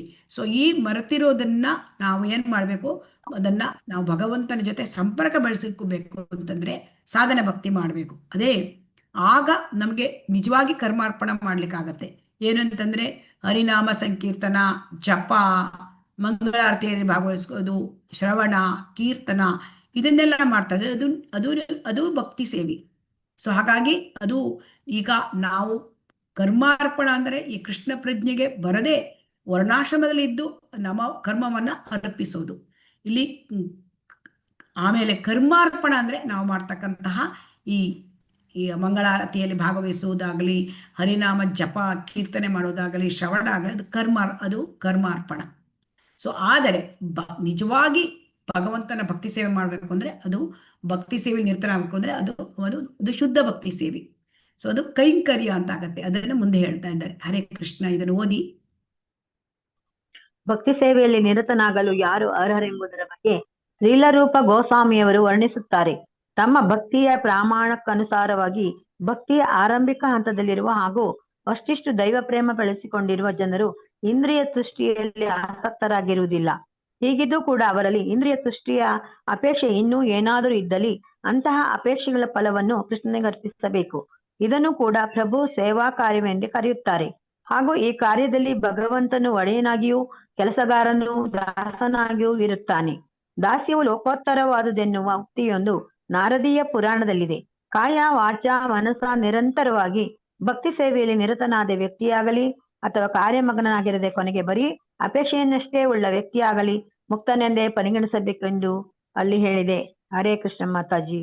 ಹರೇ ಕೃಷ್ಣ. ಹಾಗಾಗಿ ಇಲ್ಲಿ ಭಕ್ತಿ ಸೇವೆಯಲ್ಲಿ ಇಲ್ಲಿ ಭಕ್ತಿಯನ್ನ ಮಾಡ್ತಕ್ಕಂಥ ಒಂದು ಕೈಂಕರ್ಯ ಅಂತ ಹೇಳ್ತಾರೆ. ಭಕ್ತಿ ಸೇವೆಯಲ್ಲಿ ನಿರತನಾಗ್ಲಿಕ್ಕೆ ಅಂದ್ರೆ ಒಬ್ಬನು ಕೈಂಕರ್ಯ, ನಾವು ಮೊದಲು ನೋಡಿದ್ದು ಕರ್ಮಾರ್ಪಣಂ, ಈಗ ಕೈಂಕರ್ಯ ಅಂತಂದ್ರೆ ಭಕ್ತಿ ಸೇವೆಯಲ್ಲಿ ತನ್ನನ್ನು ತಾನೇ ಪೂರ್ಣವಾಗಿ ತೊಡಗಿಸಿಕೊಳ್ಳೋದು. ಕೈಂಕರ್ಯ ಅಂದ್ರೆ ಕಿಂ ಕರೋತಿ ಇತಿ ಕಿಂಕರ ಅಂತ ನಾವು ಕೇಳಿದ್ದೇವೆ ಅಲ್ವಾ? ಹರೇ ಕೃಷ್ಣ. ಕಿಂಕರ ಅಂದ್ರೆ ಸೇವಕ ಭಾವನೆ. ಕಿಂ ಕರೋತಿ ಇತಿ ಕಿಂಕರಃ. ಅದನ್ನ ಚೈತನ್ಯ ಮಹಾಪ್ರಭುಗಳು ತಮ್ಮ ಶಿಕ್ಷಾಷ್ಟಕದಲ್ಲಿ ಹೇಳ್ತಾರೆ. ಐನಂದ ತನುಜಾ ಕಿಂಕರಂ ಪತಿತಂ ಮಾಂ ವಿಷಮೇ ಭವಾಂಬುಧೌ ಕೃಪಯಾ ತವ ಪಾದ ಪಂಕಜ ಸ್ಥಿತಧೂಲಿ ಸದೃಶಂ ವಿಚಿಂತಯ. ಕಿಂಕರ ಅಂದ್ರೆ ಏನು? ನಾನು ನಾನು ಏನು ಕಿಂಕರ, ನಿನ್ನ ಸೇವಕ. ಈ ಸೇವಾ ಭಾವನೆ ನಮ್ಮಲ್ಲಿ ಬರಬೇಕು. ಈಗ ನಮ್ಮಲ್ಲಿ ಯಾವ ಭಾವನೆ ಇದೆ? ಹರೇ ಕೃಷ್ಣ. ಸೇವಾ ಭಾವನೆ ಇದೆಯಾ, ಒಡೆತನದ ಭಾವನೆ ಇದೆಯಾ? ಒಡೆತನದ ಭಾವನೆ. ಆ ಒಡೆತನದ ಭಾವನೆ ಹೋಗಿ ಸೇವಾ ಭಾವನೆ ಬರೋದು. ಅಂದ್ರೆ ನಾನು ನಿನ್ನ ಸೇವಕ. ಯಾರ ಸೇವಕ? ಭಗವಂತನ ಸೇವಕ. ಈಗ ನಾವು ಯಾವ ಸೇವಕರಾಗಿದ್ದೇವೆ? ಯಾರ ಸೇವಕರಾಗಿದ್ದೇವೆ? ಹರೇ ಕೃಷ್ಣ. ಮಾಯೆಯ ಸೇವಕರು. ಹರಿಬೋಲ್. ನಾವೀಗ ಮಾಯೆಯ ಸೇವಕರಾಗಿದ್ದೇವೆ. ನಾವೀಗ ಕೃಷ್ಣ ಸೇವಕರಾದ್ರೆ ಅದು ಕಿಂಕರ. ಸೊ ಸೇವಕ ಹೇಳ್ತಕ್ಕಂಥ ಭಾವನೆ ಅದು ಬಾಯಲ್ಲಿ ಹೇಳುವುದು ಸುಲಭ, ಆದರೆ ಅದನ್ನ ನಾವು ಪಡ್ಕೊಳ್ಳೋದು ತುಂಬಾ ಕಷ್ಟ. ಆ ಸೇವಾ ಭಾವನೆ ಬರೋದು ನಮಗೆ ಸುಲಭವಾಗಿ ಬರುತ್ತಾ? ಹರೇ ಕೃಷ್ಣ. ಇಲ್ಲ ಮಾತಾಜಿ. ನಾನು ಸೇವಕ ಹೇಳೋದು ಇದು ಭೌತಿಕದಲ್ಲಿ ತುಚ್ಛ. ಅದೇ ಸೇವಕ ಹೇಳೋದು ಸರ್ವೆಂಟ್ ಪೋಸ್ಟ್ ತಗೊಳ್ಳಿಕ್ಕೆ ಯಾರು ಇಷ್ಟಪಡಲ್ಲ ಅಲ್ವಾ? ಭೌತಿಕದಲ್ಲಿ ದೊಡ್ಡ ಬಾಸ್ ಆಗ್ಬೇಕು ಅಂತ ಎಲ್ಲರಿಗೂ ಇಚ್ಛೆ ಇರುತ್ತೆ ಅಲ್ವಾ? ಹರೇ ಹೌದು. ಆದರೆ ಭಕ್ತಿಯಲ್ಲಿ ಸೇವಕ ಹೇಳೋದು ತುಂಬಾ ಒಳ್ಳೆಯ ಸ್ಥಾನ. ಅಂದ್ರೆ ಗೋಪಿ ಬರ್ತು ಪದಕಮಲೆಯೋ ದಾಸಾನು ದಾಸಾನು ದಾಸಃ. ಸೇವಕ ಎಷ್ಟು ಕೆಳಗಿನ ಸೇವಕರಾಗ್ತೇವೆ ಅಷ್ಟು ಆಧ್ಯಾತ್ಮ, ಆ ಭಗವಂತನ ಲೋಕದಲ್ಲಿ ಅದಷ್ಟು ಬೆಲೆ ಉಳ್ಳದ್ದು. ಹಾಗಾಗಿ ಆ ಸೇವಕ ಭಾವನೆಯನ್ನ ನಾವು ಬೆಳೆಸ್ಕೊಳ್ಳೋದು ಅದು ಕೈಂಕರ್ಯ. ಕೈಂಕರ್ಯ ಅಂದ್ರೆ ನಾನು ನಿನ್ನ ಸೇವಕ. ಈಗ ನನ್ನ ಹತ್ರ ತುಂಬಾ ಕುಶಲತೆ ಇದೆ, ನನ್ನ ಹತ್ರ ರಿಸೋರ್ಸಸ್, ಹಣ ಇದೆ, ಇದೆಲ್ಲ ನಮ್ಮ ಕೃಷ್ಣ ಸೇವೆ ಮಾಡ್ತೇನೆ ಇದರಿಂದ, ಅದು ಸೇವಕ ಅಲ್ಲ. ಸೇವಕ ಅಂದ್ರೆ ನಮ್ಮ ಕಾಯ ವಾಚ ಮನಸ ಭಗವಂತನ ಸೇವೆಯಲ್ಲಿ ತೊಡ್ಕೊಳ್ಳೋದು. ಇದು ಸಾಧ್ಯ ಹೇಗಾಗತ್ತೆ? ಈ ಕೈಂಕರ್ಯ ಆಗ್ಬೇಕು ಅಂತಂದ್ರೆ ಅದು ಅದಕ್ಕೆ ನಾವು ನಮ್ಮಷ್ಟಕ್ಕೆ ನಾವು ಮಾಡ್ಲಿಕ್ಕಾಗಲ್ಲ. ನಮಗೆ ಭಗವಂತನ ಕೈಂಕರ್ಯ ಸೇವೆಯಲ್ಲಿ ತೊಡಗಬೇಕು ಅಂತಂದ್ರೆ ಅದಕ್ಕೆ ಹೇಗೆ ಸಾಧ್ಯ?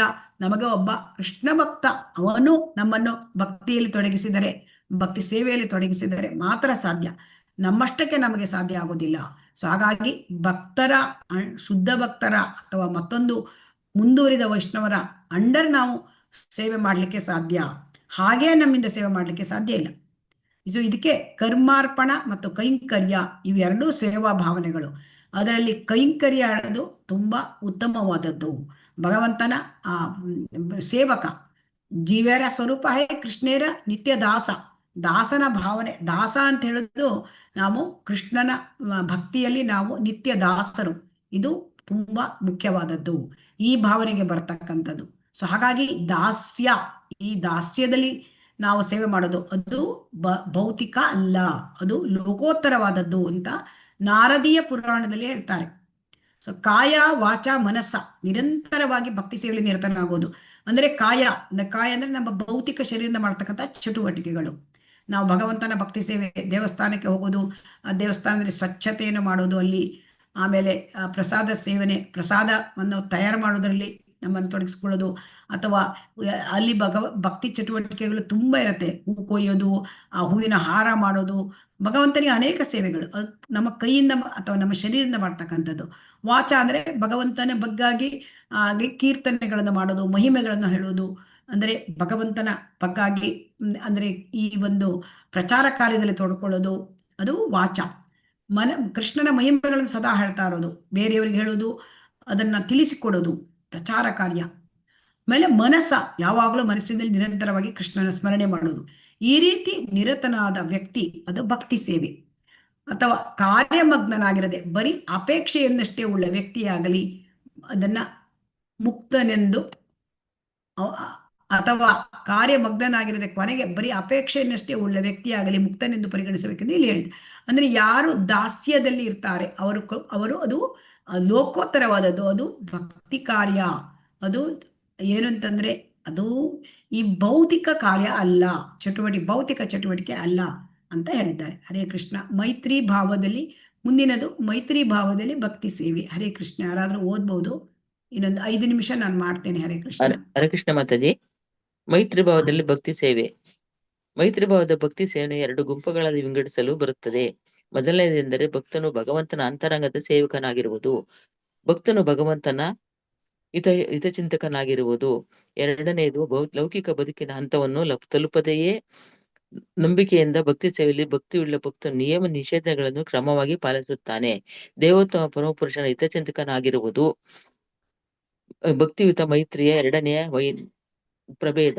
ಧರ್ಮ ಪ್ರಚಾರಕನು ಪ್ರಭುವಿಗೆ ಬಹು ಇಷ್ಟವಾದ ದಾಸನೆಂದು ಭಗವದ್ಗೀತೆ. ಯಾರೂ ಕೂಡ ಕೃಷ್ಣನಿಗೆ ಇಷ್ಟು ಪ್ರಿಯವಾದವನೆಂದರೆ ಅಂತಹ ಪ್ರಚಾರಕರನ್ನು ಸರಿಗಟ್ಟುವವರು ಮಾನವ ಸಮಾಜದಲ್ಲಿ ಇರುವುದಿಲ್ಲ.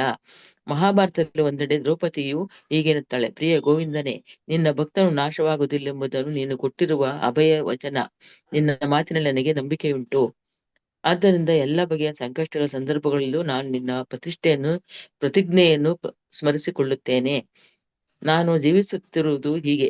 ಈ ಮಾತಿನ ಸಾರಾಂಶ ಇಷ್ಟು: ದ್ರೌಪದಿ ಮತ್ತು ಅವಳ ಗಂಡಂದಿರ 5 ಪಾಂಡವರನ್ನು ಅವರು ದಾಯಾದಿ, ದುರ್ಯೋಧನ ಮತ್ತಿತರರು ಬಗೆ ಬಗೆಯ ಸಂಕಷ್ಟಗಳಿಗೆ ಈಡು ಮಾಡಿದರು. ಪಾಂಡವರಿಗೆ ನೀಡಲಾದ ಚಿತ್ರಹಿಂಸೆಯು ಎಷ್ಟು ತೀವ್ರವಾಗಿತ್ತೆಂದರೆ ಆ ಜನ್ಮ ಬ್ರಹ್ಮಚಾರಿ ಹಾಗೂ ಯುದ್ಧ ಕಲಿಯಾಗಿದ್ದ ಭೀಷ್ಮನು ಕೂಡ ಆಗಾಗ ಕಣ್ಣೀರಿಡುತ್ತಿದ್ದ. ಪಾಂಡವರು ಧರ್ಮದ ಬೀರುಗಳಾಗಿದ್ದರು.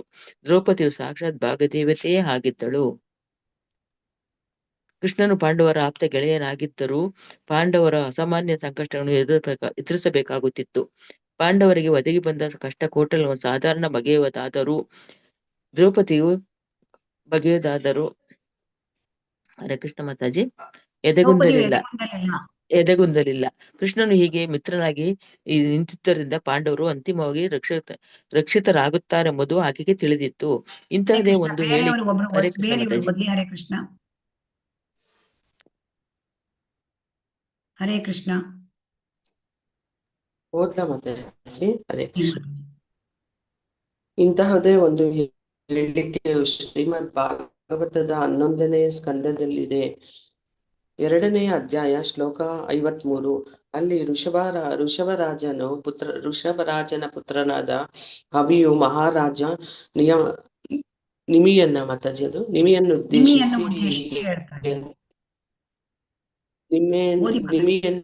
ಉದ್ದೇಶಿಸಿ ಹೀಗೆನ್ನುತ್ತಾನೆ: ಪ್ರಿಯ ರಾಜನೇ,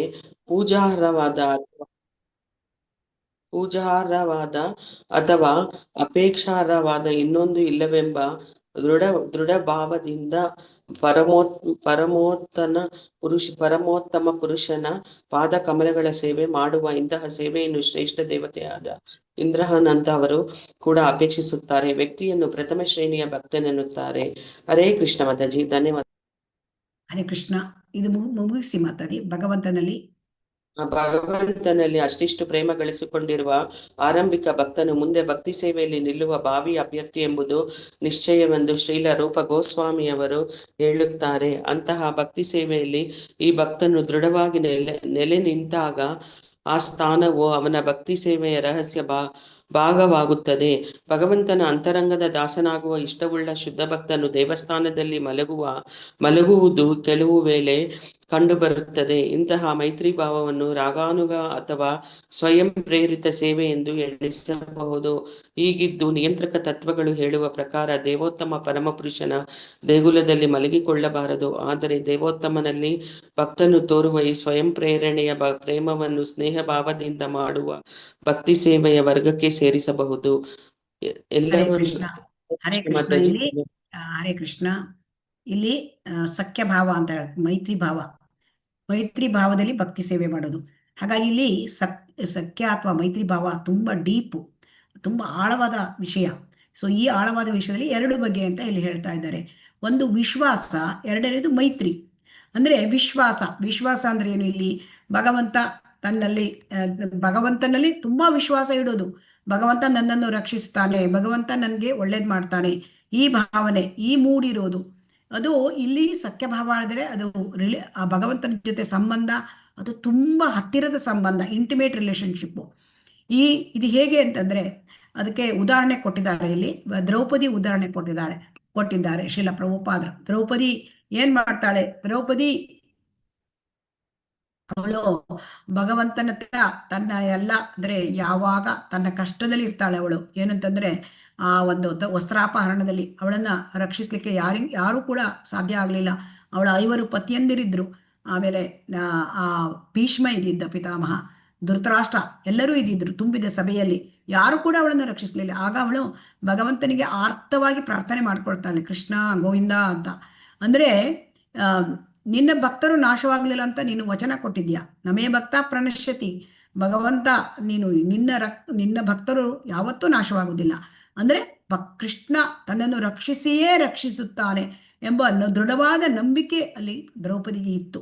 ಸೊ ಹಾಗಾಗಿ ಇದು ದ್ರೌಪದಿ ಅಂತಂದ್ರೆ ಅವಳು ಆ ಸಖ್ಯದಲ್ಲಿ ವಿಶ್ವಾಸ ಭಾವದಲ್ಲಿ, ಅತಿ ವಿಶ್ವಾಸ ಭಾವದಲ್ಲಿ ಇದ್ಲು. ಗೋಪಿಯರ ತರ ಮಧುರ ರಸ ಅಲ್ಲ ಅವಳದು, ಇದು ಸಖ್ಯ ರಸ.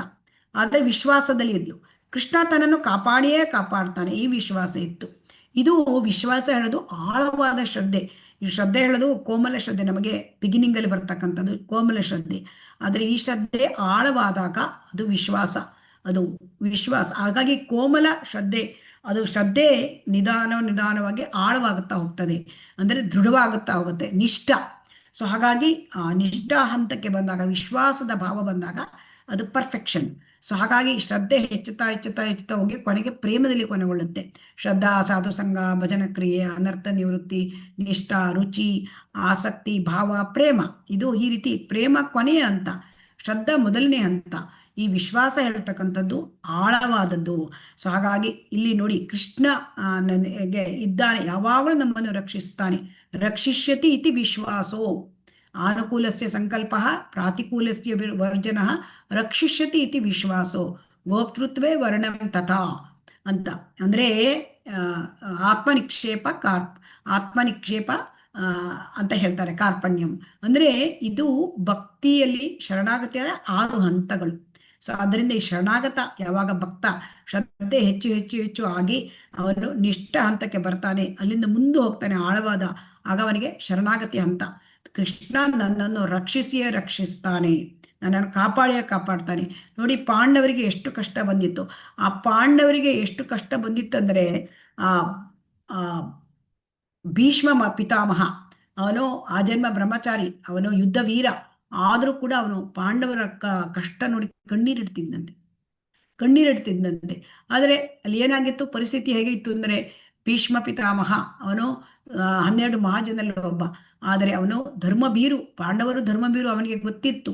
ಆದರೆ ಅವನು ಯಾವ ತರ ಸ್ಥಿತಿ ಹೇಗಿತ್ತು ಅಂದ್ರೆ, ಅವನು ಕುರುಕುಲದ ಒಂದು ಸಿಂಹಾಸನವನ್ನ ರಕ್ಷಣೆ ಮಾಡ್ತಾನೆ ಅಂತ ಹೇಳಿದ್ದ.